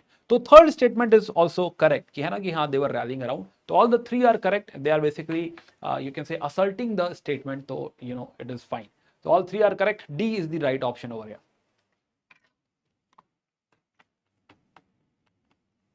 Okay, so Aryan is asking, sir, whether teachers are able to solve these questions on their own. So right now what is happening? This is a different side. I have taken this analysis in the other YouTube channel, that is your English channel, and there I had also placed all my screenshots. Yeah, and unfortunately those screenshots are missing in this particular site. That side was different, and I brought all the you can say you know, screenshots which I had used in the classes, right? And while I was discussing these topics, and yes, I had solved, you know, on my own this particular, all these 20 questions. Yes, there are topics which are very, very tough, and I will tell you where I was like, you know, I don't have much idea of this. I don't know the right answer. There are a few 2-3 questions which I will tell you when it will come. But it is, of course, it is like, it is not possible for anyone, right? Na ki they will know everything, and I also don't claim so ki jo hai, you know, I know everything. But I'm saying ki a lot of things, 14 to 15 questions out of 20 are directly from the classes, or if not 100%, at least it covers that topic where you can make a logical guess, right? And so if you want, you can also check out the YouTube channel, other YouTube channel, but that is not the discussion over here. The point is, yes, you know, teachers, we are here from 9 o'clock in the morning, right? And I reached around 10, I guess, and you know, as soon as we had the paper, we started to solve it. So yes, we have, all the faculties had personally solved these questions, right? And see, it is very important as a faculty. It is very, very important to have first-hand understanding of the paper, and then and only then, definitely there will be a lot of learning today for me and for all the faculties. The type of new questions are being asked. Definitely, it's a learning for us as well, and this will impact our future courses, future discussions. Definitely, that is going to happen. But yes, we'll be very honest. I'll be especially very, very honest. There are few questions which were not discussed in the class, especially culture. There are few technical questions from in culture which I had not discussed in the class, and when I tell you ki this is from the class, I will also tell you what is not from the class. Yeah, so this is definitely from the class, right? We had detailed discussion on this thing. Also, I'm teaching online, so all that thing, all those lectures are basically recorded online, and you can check it on your own as well. Yes, when I say something ki you know, I had discussed, I mean it ki I had discussed in the class. Okay, anyway, let's get back. So question number 9, Pandit Mallikarjun. Yes, I had not discussed this particular question. Pandit Mallikarjun Mansoor, the famous classical singer from Karnataka, represented, right? Not from the class. This is basically a current affair based question. What had happened? There is a music organization in Dharwad, Karnataka, and few days back, what happened? They were given some. They were given some corpus, right? And a 4 CR or 10 CR or something, they were given something like that. And then this discussion was there. Pandit Mallikarjun Mansoor, and he's from Jaipur Atroli Gharana, right? And I had not discussed this thing. Again, there's a limit to what is possible to discuss in the class. So of course it is not possible to discuss everything in the class, but yes, this was discussed in current affair. I'm assuming he might have been there in the current affair, you can say literature as well, current affair magazines and all, but I'm not very sure about this, so can't commit to it. Okay, in which among the following texts does the term Kshetra Patni, yes, Kshetra Patni originate? Again, refer to Rig Veda discussion, Rig Vedic discussion. In Rig Veda, I had told you that Aryans were majorly, Aryans were majorly pastoralists. They were nomadic, they were pastoralists, but they had advanced knowledge of agriculture. Yes, if you see Rig Veda, you'll find all the advanced discussion of agriculture like plow, right? Hull, so they had this knowledge of hull, axe, everything, and that question is also asked today, by the way. So if you see the Rig Veda, so Kshetra Patni, so Rig Veda also has this concept of Kshetra Pati. So Kshetra Pati I had taught in the classes, but Kshetra Patni you can derive ki if there is a discussion of Kshetra Pati, there must be also a discussion of Kshetra Patni. Kshetra Patni is the guardian deity of the Kshetra. You must have heard something like Gram Devta. And in every village you see there is a Gram Devta, Lokpal Devta. And similarly there is the concept of this Kshetra Pati and Kshetra Patni. So from Rig Veda all this originates. So this idea comes from Rig Veda. So Rig Veda. See, see in the starting only I said it's a tough question, a tough paper, and I don't, you can say, expect that students will be able to solve everything. Yeah, but it is a lot of questions are doable as well. Yes. Okay, let's continue. Question number 11: which of the following Carnatic music ragas is similar to Rag Bilawal in Hindustani music? Yeah. Now again, though I had taught Tal, I had taught Thaat, I had taught ragas, but ragas in this detail, right? So I'm extremely sorry I had not taught this particular topic. Rag Bilawal, similar rag in Hindustan Carnatic music. No, this is tough, and answer is Dheer Shankar Bharnam. Yeah.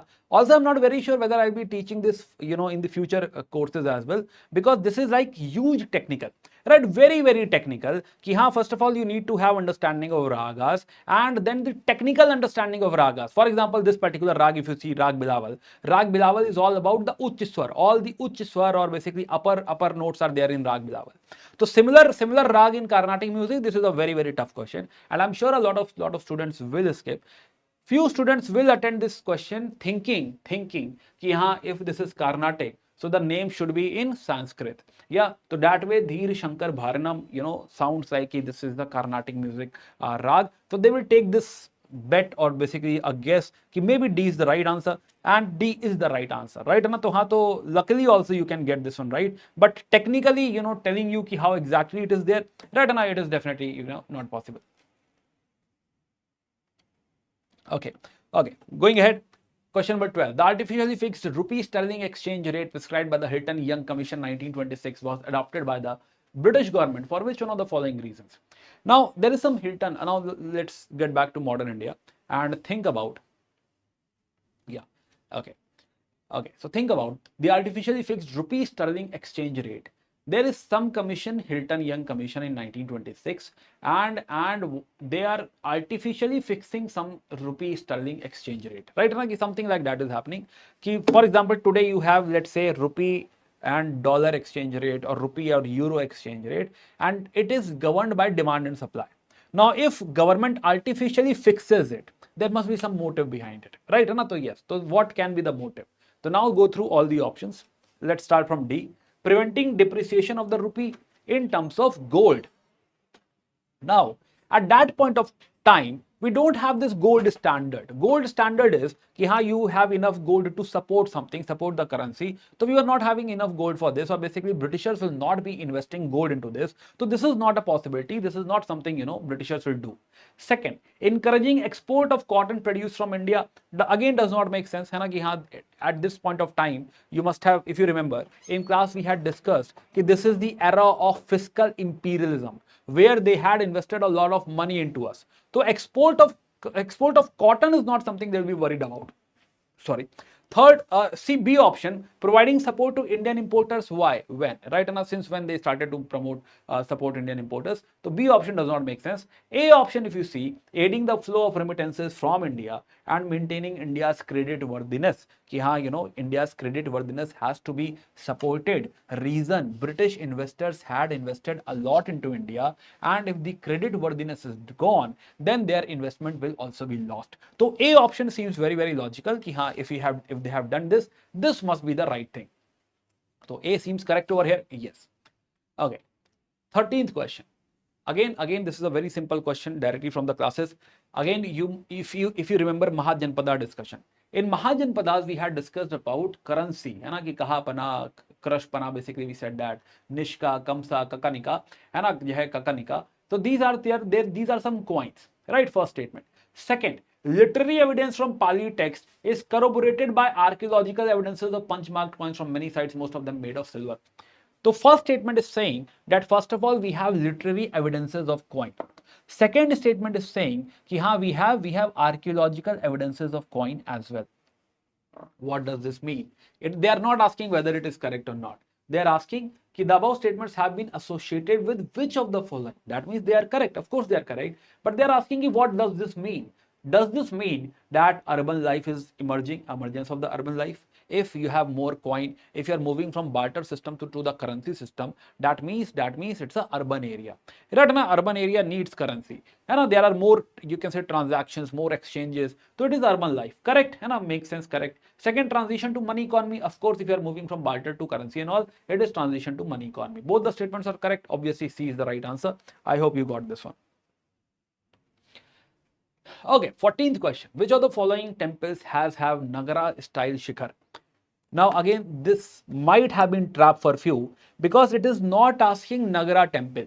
Yes, it is asking Nagara style of shikhar. That means that curved shikhar what we have in the North Indian temples. Right, like the famous one is Dashavatara temple. So Dashavatara is famous. Devgarh Dashavatara temple is famous.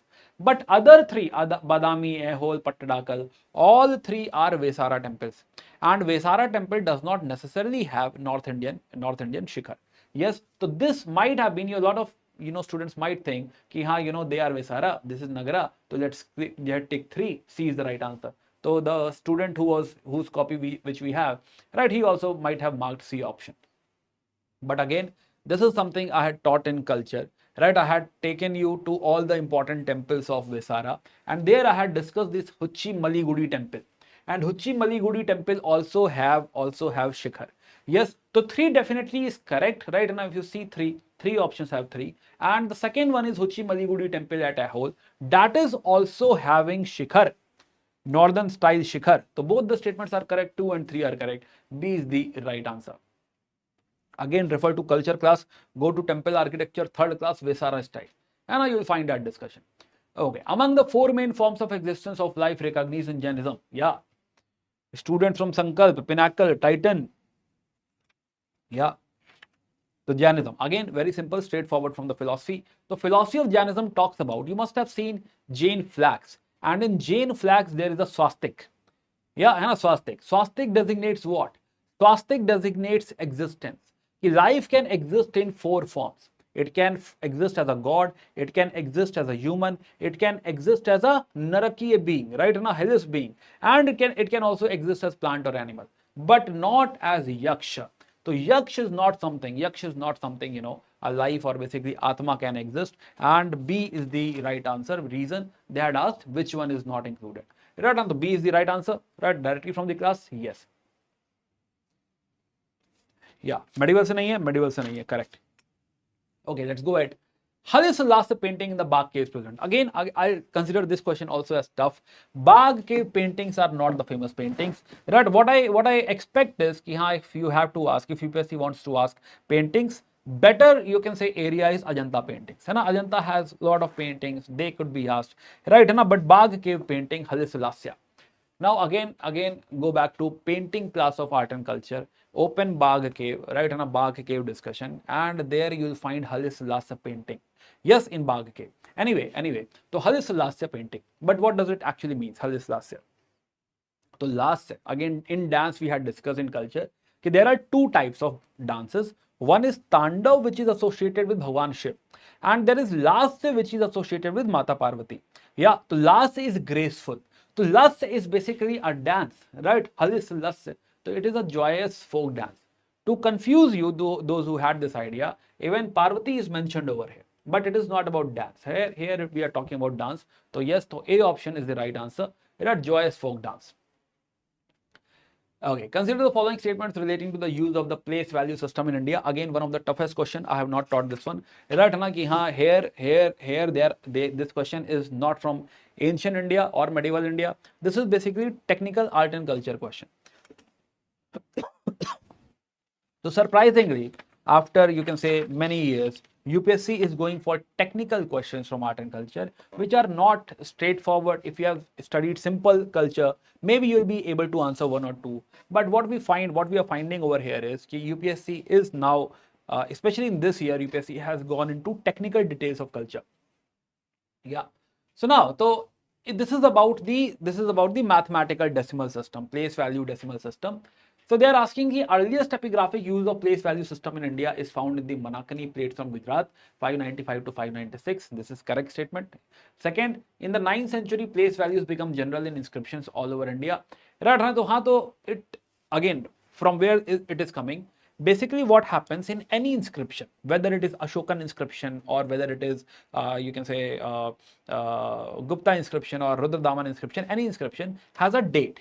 Now, date is not the absolute date. Date is ki from the era or from the year, I started ruling, hai na, ki how many years had passed or some other king had started ruling. There is some calendar reference. Here what we are finding ki in which inscription this place value system started or basically was being used for dating. So yeah, this is Kalchuri era. Manakani plates are the right answer. Second, gradually this became common and was used all over India. This is also correct. Gradually this Sanskrit inscription reached Southeast Asia as well. Yes, there also it is found. So all three seems correct to us. Yes, all three are right. So all three. So basically D is the right answer. Okay, but this was a tough one. As I told you, Hanagi, this is not from the class discussion, definitely. Okay, 18th. Yes, again from the class discussion, Indus Valley Civilization, easy question. I know you know this. But the point is, the way they had asked the question is something you need to look at it. So first statement is there is a wide occurrence of spindle wheels in the houses, but absence of the spinning wheels. Second is weights and measurement scales complete with graduations have been discovered. Third is there are houses built in large part with baked bricks around relatively spacious courtyards with their own wells, bathing platforms and large rooms. Yeah. Now it says ki you have to say that whether this statement, right? These this statement, if you see, can be inferred from the first statement. Yeah, that is the question. And that way you have to look ki whether this statement can be inferred from here. So statement 1 suggests that the spinning was a laborious activity done at home. So if you are finding spindle wheels, and again whether you are finding spinning charkha or not, that is immaterial. But if you have spindle wheels, that means you have to create threads from the cotton. Right? So that's a laborious job. So that is something they are saying. At home they are doing so. Every home is having this, and they are basically creating these threads. So first statement is correct. Yes. Second, you say statement 2 suggests the extent of the scientific knowledge that the Harappan past. So while we were studying Indus Valley Civilization, we have discussed ki they had weights, measurement and all, right? Even there is a scale. In Lothal we have found a scale, ivory scale and all. So this shows their knowledge, technical knowledge and all. The extent of the scientific knowledge, etc. makes sense. No issues. Yeah. No school, no. Yeah. Okay. So this is correct. This is correct. Third, you see statement suggests the emergence of a common property system. Now again, here you have to be very, very careful. Common property system. Here they are talking about one houses built in the large platform with baked bricks around relatively spacious courtyard and all. This is about one house, that there is a big house. It's a huge courtyard. There are rooms around it. There is a well in the house. There is a bathroom in the house. How come this is a common property? This is not community living. This is not communal property or community property. This is private property. So this is the catch. It is not common property system. It is a private property system. So 1 and 2 are right. A is the right answer, not the third one. Yes. Okay, 19th. Okay, again, this is directly from the class only. So there was I think there is second last or third last class where I had discussed all the peasant movements after 1857 all together, right? And Eka, Bardoli, everything together. So refer to that class, Eka movement and Bardoli Satyagraha. So the Eka movement was throughout supported and organized by the Congress, while Bardoli Satyagraha was initially independent of the Congress influence and was only in the last stages supported by the Congress. Now you see, Eka movement, if you remember, Eka movement is something which was being led by Madari Pasi and the peasants, right? And especially the communists or the Kisan Sabhas, not the Congress, right? It was a parallel movement with the non-cooperation movement. Yeah, it was not directly coming out of the non-cooperation movement. So the statement saying that Congress was responsible for it, no, this is wrong. Bardoli Satyagraha, instead, if you see, कि Bardoli Satyagraha is something which was led by Vallabhbhai Patel, and at Bardoli he was given this title of Sardar, so he became Sardar Vallabhbhai Patel in Bardoli. So definitely second option, कि हाँ, it is independent of Congress. How is that possible? Yes, the first statement is wrong. Second, Eka movement was provided leadership by the Talukdars of Awadh. No, it was basically the peasants of Awadh. Kisan Sabhaएं, Kisan Sabhas were there which were responsible for it. So this is also wrong. Third, Bardoli Satyagraha was a campaign against the enhancement of the land revenue. Correct, there was some 30%, I guess, enhancement, and they were challenging, peasants were challenging this 30% revenue hike. So they were against revenue hike. On the other hand, Eka movement was about excessive extraction of rent. Yes, this makes sense. This is the right option. So C is the right option. But this one is easily doable. I'm assuming if anybody has studied peasant movements, they will be able to do this. Not a problem. Yeah, okay. Third, last one, 20th question. Again, you see, very lengthy question, and also you need to understand the question. So consider the following statements about the Rigvedic period. Irrigation from wells allowed agriculture to span away from floodplains and strips on river margins into the present Punjab and Haryana plains, having underground water levels reasonably close to the surface. Yeah, irrigation from wells, read again. Irrigation from wells allowed agriculture to expand away from floodplains and strips on river margins into the present Punjab and Haryana plains, having underground water levels reasonably close to the surface. This means that by this time in the Rigvedic era or something, right, in that era, there were wells. People were able to dig wells and use that water for irrigation. This is first statement. They are not asking whether it is right or wrong. They are saying this is the first statement we have. Yeah, okay. So first statement. Second, drought animals power was employed to draw water out of the wells. Ki haan, animal power, maybe ox, bull or something. We were using this power to drive out water from the wells.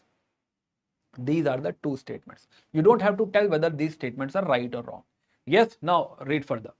Which of the following information supports the above statement? You have to tell whether these statements support this. You don't have to tell these are definitely right. These are right. You have to tell whether this is supportive or not. Seems like comprehension. Yeah, comprehension type question, whether this is supporting or not. They are not asking whether it is right or not. Okay, now look at it. There is evidence in the Rig Veda of the use of Ashma Chakra, stone pulley wheel, and Ahav, strapped wooden paste to drop water. In the evidence in the Rig Veda, we have some pulley and all. Pulley is basically you put rope on it and you basically use to pull water, right? So that is there, which supports irrigation is there, wells are being used, you are taking out water from it, makes sense. Second, mention has been made in the Rig Veda of the use of implements like Parashu, Kulisha, Datra, Sikel and all. Now, this is something, the second statement is something which we have discussed in the class. Ki Aryans had advanced knowledge of agriculture. They were definitely nomadic pastoralists, but they had advanced knowledge of agriculture. They had mentioned a lot of tools and all into Rig Veda. Yes, so they had this knowledge. This statement is absolutely correct. But whether this supports wells, whether this supports drought animal power, this is something doubtful.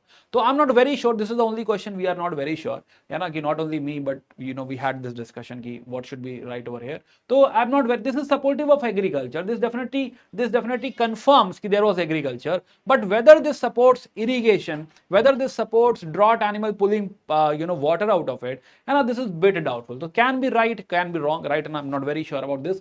Third, there is a history of the use of ox even before the Rig Veda for plowing the land and pulling the carts. Now again, so yes, in ancient Indus Valley civilization, we know कि the plow was being used, right? ना कि हाँ, we had seen a lot of animal carts, etc. So we can say कि हाँ, plow was being pulled by animals in Kalibangan, Banavali and all, and that way we can correlate, है ना, कि this is something we can correlate, कि this is something they want to tell, and then we can say कि हाँ, the second statement कि animal power being used makes sense, and the third is connected to second one, and makes sense. So answer can be 1, 2, 3 or 1 and 3. Bit doubtful. I believe it should be 1 and 3, है ना, but can be 1, 2 and 3 as well. After the debate and all, I also think maybe it is 1, 2, 3, है ना, but my take is I'll go with 1 and 3, है ना, maybe wrong, but my personal take is it is 1 and 3, maybe it is 1, 2, 3. Yeah, okay. So again, this can be frustrating experience, especially when you have invested a lot of time into preparation, and that is the reason I always say ki, be very, very serious for at least 1 or 2 attempts, right? And a super serious, you should have only one goal, that is UPSC for first 2 attempts.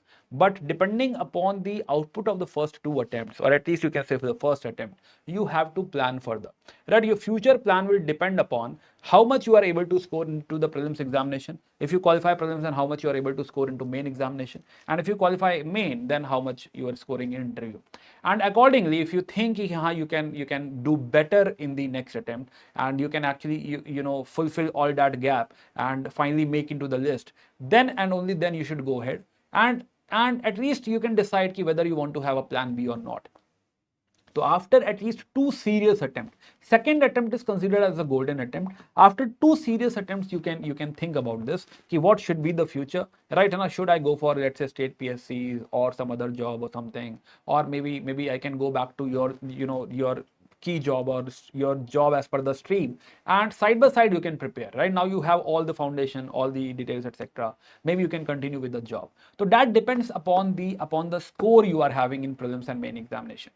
If you are continuously failing into prelims examination continuously for last 2-3 years, then maybe it does not make sense. You're not able to figure out, and you're not able to solve for it, if there is, let's say, n number of things required for qualifying into prelims examination, you are not able to figure out those n number of things, or maybe if you are able to figure out, you are not able to fix those n number of things. Yes, so it is very important to have you can say a very calculated decision, because it is definitely a very prestigious job, but it's a very risky, you can say, preparation. Yeah, strike rate is overall very, very high. Whatever we do, there in the end there will be only 900 to 1000 students, aspirants who will qualify for the main list, who will actually get the job. Yes, so the whole you can say whole scenario is like that. In the end there will be only 1000. However good you are, however hard work, whatever hard work you are putting in the end it will be 1000. So you will have to calculate the risk. You will have to understand what it is demanding from you. It is very precious time which is demanding, UPSC is demanding from you. And if you are going to invest your time into UPSC preparation, you must understand when to pull out, when to, you can say, invest further, or when to go for plan B. And that is totally dependent upon how much you are able to score in your prelims examination and main examination. Yes, okay, so I hope. Yes, I understand, but this is the point where you need to do this analysis. I know it is heartbreaking, right? Especially when you have put so much effort into this preparation and paper is too tough. But my point is, I understand the paper is tough, but toughness is for everyone. Cutoff is going to be low. Whatever I say, cutoff is going to be low this year, because paper itself is very tough. It's a very lengthy paper. It's not easy. 20 questions from history, though 14-15 are from the classes, but I'm very sure because history itself is very vast, you will not be, even if you have studied the compilation and all, if you have attended all the classes, you might have missed few, right? So yes, definitely it's not going to be easy this year, and I think it's true for all the years. Any year is not easy. UPSC, you see, if paper is easy, cutoff will be higher. If paper is tough, cutoff will be lower.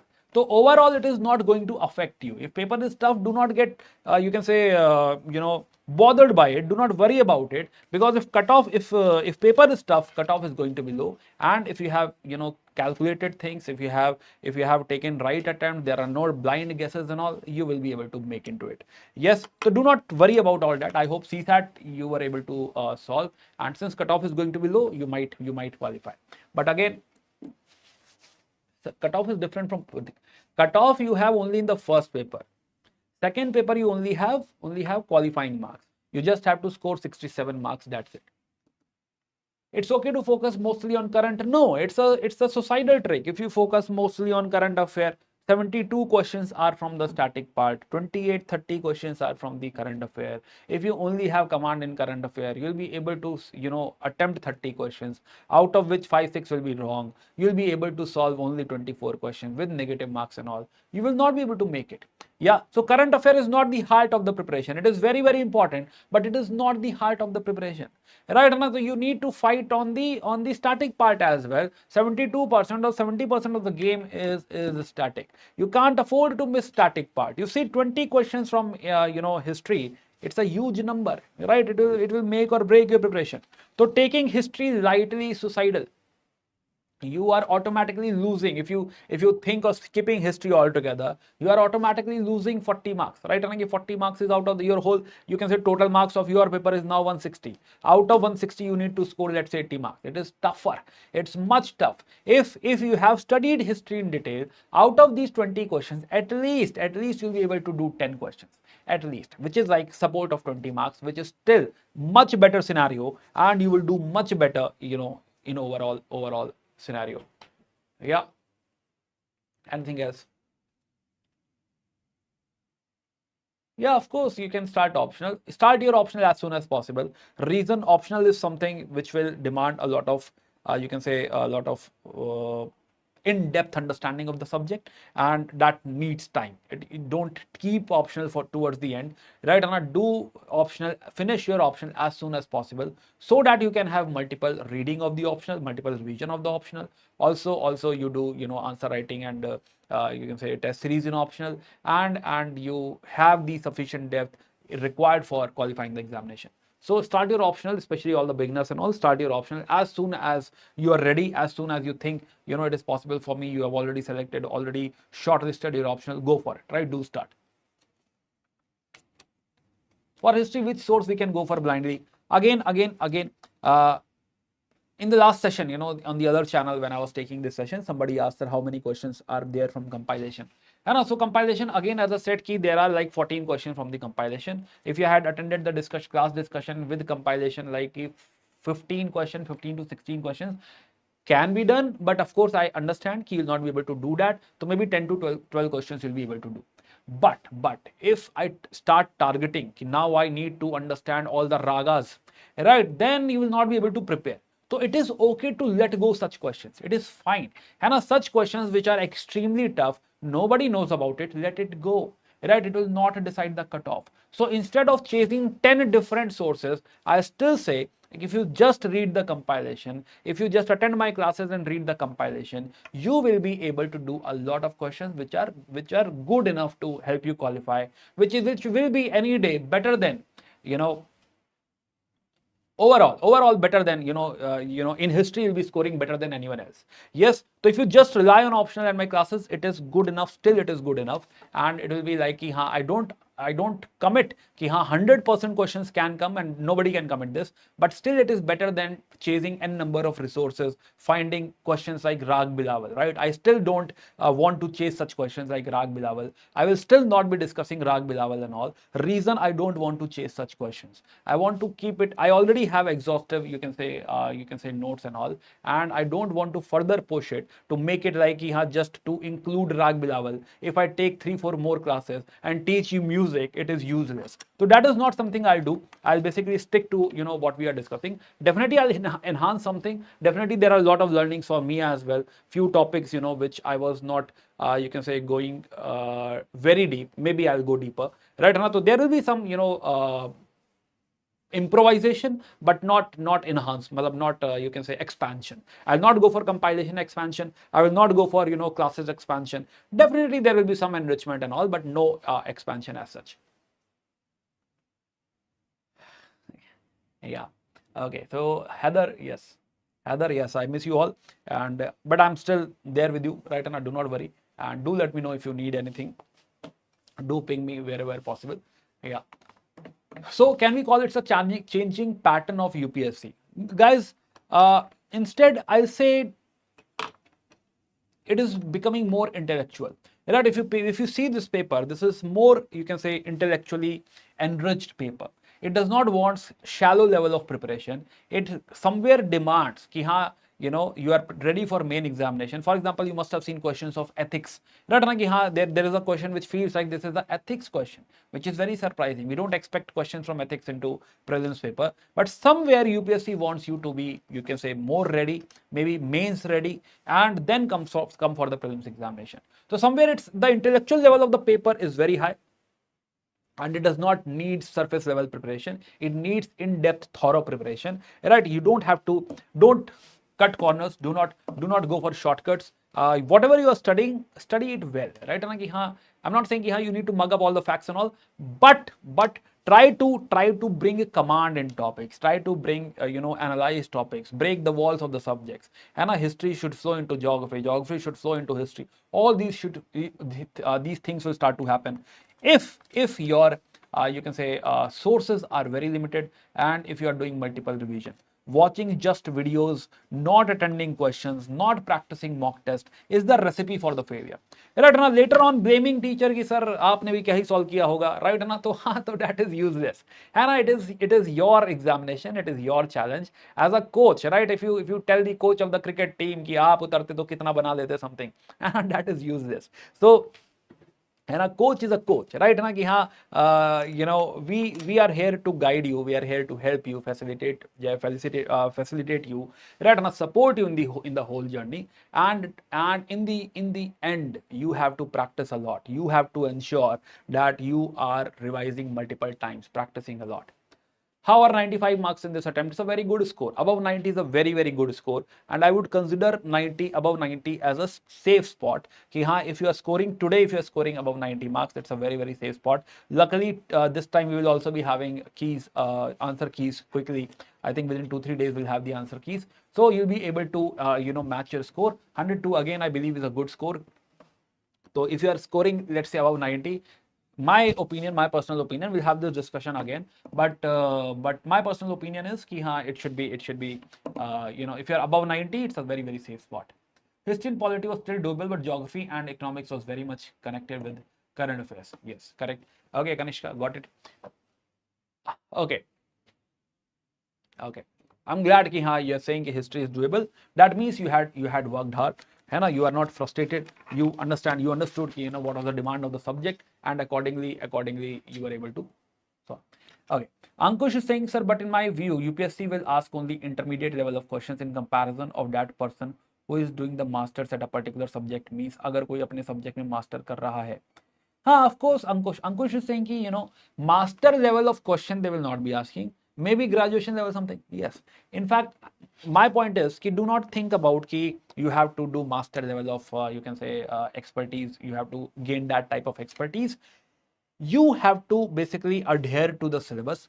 You have to adhere to what they are touching upon, what themes they are asking, and you'll have to revise or basically study around all those topics. And now suppose if they are asking a lot about, let's say, Vedic literature, so this year definitely we should focus upon Vedic literature.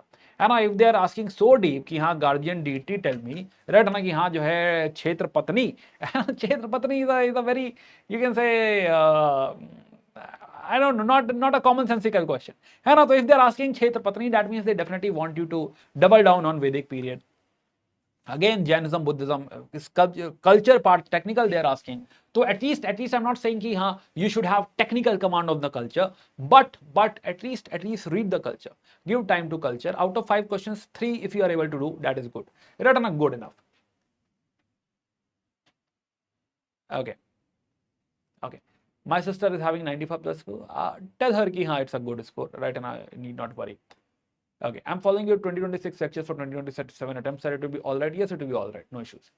GS paper 1 77 marks and paper 2 107 marks. Okay, okay. So Vincent, I suggest ki let's wait for this. 77 marks from general category. Uh, tough to comment right now. Tough to comment right now. Let's wait for it. Let's wait for it.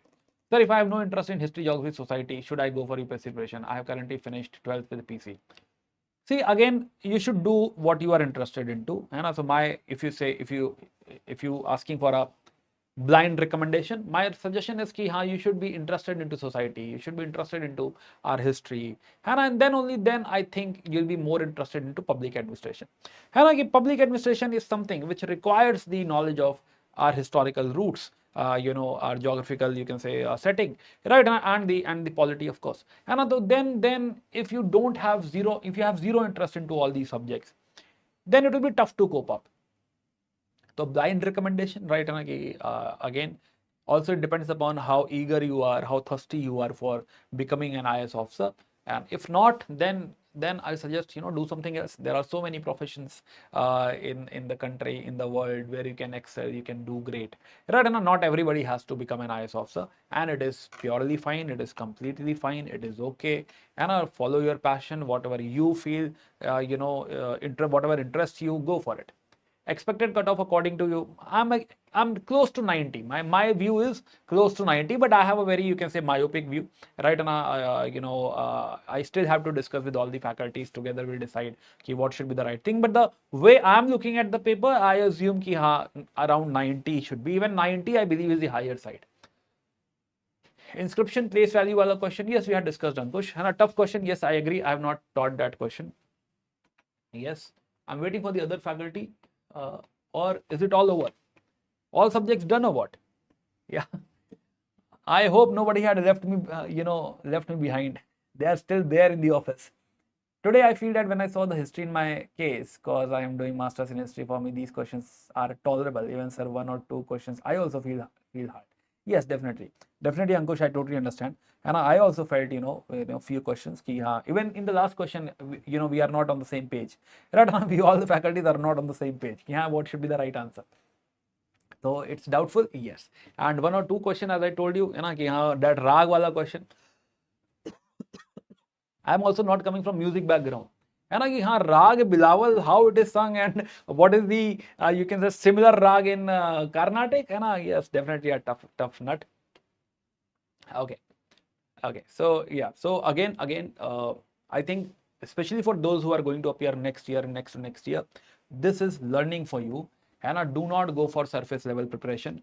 Do not go for shortcuts. Work very, very hard. If you really want to be an IAS officer, if you really want to crack this examination is definitely, not for you can say for someone who is not ready to work very, very hard.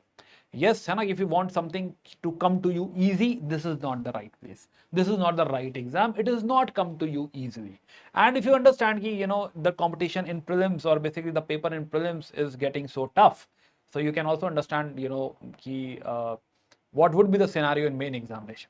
है ना कि यहाँ जब शाम है इतनी मत वाली तो सुबह का आलम क्या होगा, है ना? तो वैसे ही है कि जब प्रीलिम्स है इतना इतना टफ, तो फिर मेंस का आलम क्या होगा, है ना? तो तो जो है definitely you have to think about that. Yes. Okay.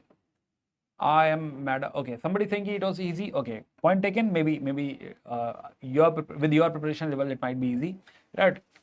It is a possibility. It's my first attempt, sir, and I'm sure I cracked prelims. Can you tell me how should be my preparation for mains examination? Okay, Pawan, we are starting this plus batch, Srijan plus batch, where we are going to do all the main discussion and all. So please refer to that batch.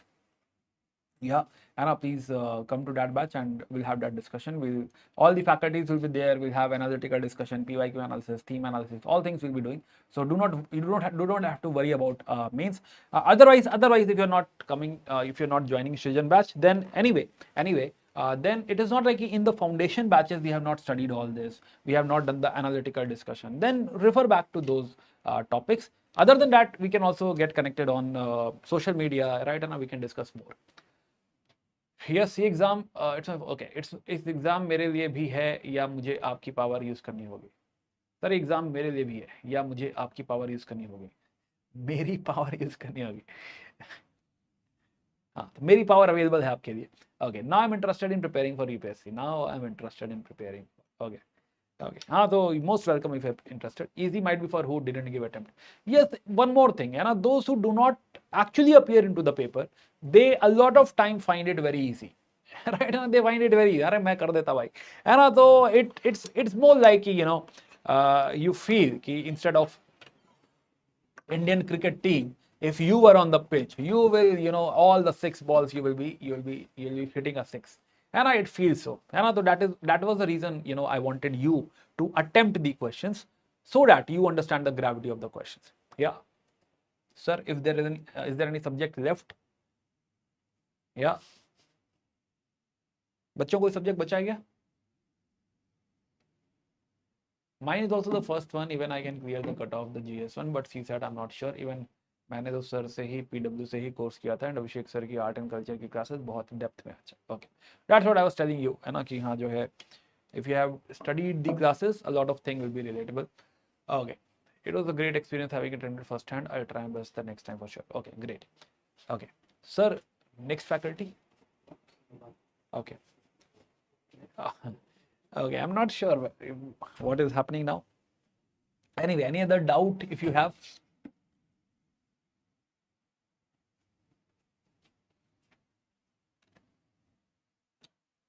Okay. Class 12th में हूँ, मेरी CUET की exam चल रही है और class 12th से जो भी क्वेश्चंस आया मैंने ट्राई किया, हो गया, but I am not saying कि easy question. Okay, got, great. Okay, UPSC में इतनी डेप्थ में शायद ही आर्ट एंड कल्चर। अच्छा, okay okay, question. Okay, what could be the next strategy for ancient, medieval, and culture? Again, a few things, you know, what I'm taking away from this paper is, as I told you, Vedic era period. है ना कि हाँ, Vedic era period I was already teaching in detail, right, in depth. But I think now I have to relook on my content, right? है ना कि हाँ, maybe few more things, few more dimensions could be added to it. Yeah, man, for example, with respect to women, है ना कि हाँ, guardian, you know, the क्षेत्र पत्नी, है ना कि I basically explicitly, you know, I'm not saying कि हाँ, क्षेत्र पत्नी is written anywhere, or basically it is not there in Upinder Singh and all. So overall, you know, I think I need to revisit my Vedic, you know, Vedic discussion. So that is something I'm going to do. Again, Jainism, Buddhism, not Jainism, Buddhism, culture basically. Culture, I think, some enrichment is definitely, you know, will help. So culture, I'll throw a double down. Culture, anyway, what culture I'm teaching, I believe, is exhaustive. It is good enough. Maybe few things I will add into culture. One more thing which one thing again which I felt ki, you know, could be added is maybe I'll be taking some classes on, in the end of the year, maybe I'll be taking some classes on history related to current affair or culture related to current affair, so that we can address some current affair things which might appear into examination. Otherwise, as I told you, I'm not going for expansion. CJP के बारे में कुछ, ये trap है ये question, नहीं, not the right place. Yes, है ना, I'm with the reforms, pro reforms, right, है ना, but this is not the right place to discuss. Yeah. Okay, horizon. Okay, anything else on Uday UPSC pre-foundation batch? UPSC pre-foundation batch. Ankit Gupta. I'm not very sure what is pre-foundation batch, because in PW we don't teach prelims foundation. We basically teach complete, you can say, the history what I have taught is good enough for main examination as well as it was supportive of prelims examination. Okay. 2027 प्रहार में हूं मैं, आपके जितना भी classes किया है उसमें से ऑलमोस्ट कर दिया, बस एक ऋग्वेदिक का क्वेश्चन नहीं हुआ. That's what I'm saying, है ना, कि Vedic era, I think, you know, I have to make things more explicit. There, I think, you know, I need to relook. It is, as I told you, it's already exhaustive, but I'll relook. Okay, Ankush. Okay, Indrajit, I hope overall you are able to clear the cutoff, and my wishes are with you, and see you in main examination. नहीं, उदय कोई batch नहीं है हमारा। सृजन है, सृजन batch है for main examination.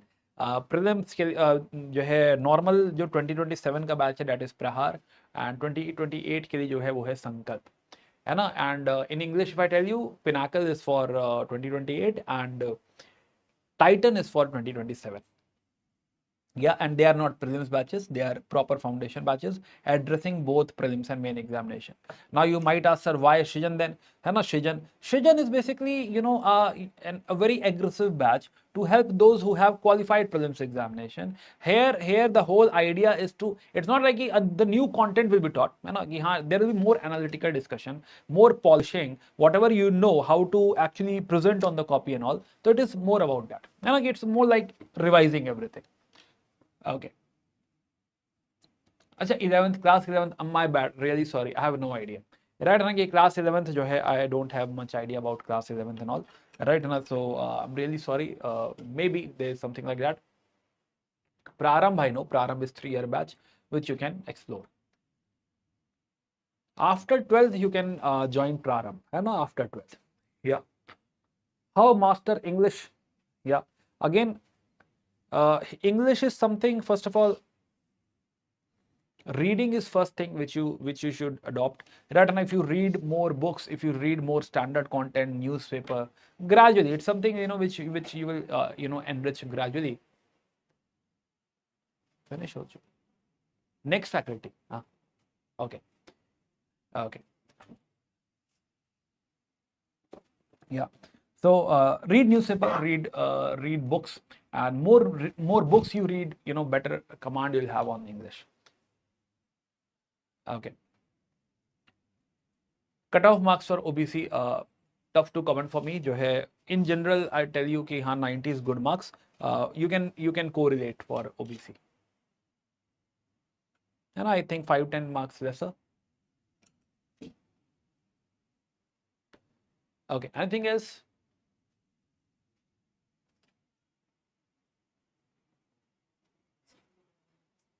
Over? All done? Okay, guys. Okay. So I guess I was waiting for another faculty, but I get to know कि हाँ, you know, all subjects are finished now, and I think CSAT discussion will be done after some time. So yeah, stay tuned and best of luck for main examination who are going to qualify. And if you are not qualifying this examination this year, right ना, जो है, do not lose heart. Analyze कि हाँ, what were the mistakes, what were the issues, why you were not able to make it, and fix that, right? And the most important thing is fixing it. So please fix that ASAP. And then, you know, this year should be about learning from all the mistakes, not the repeating same mistakes.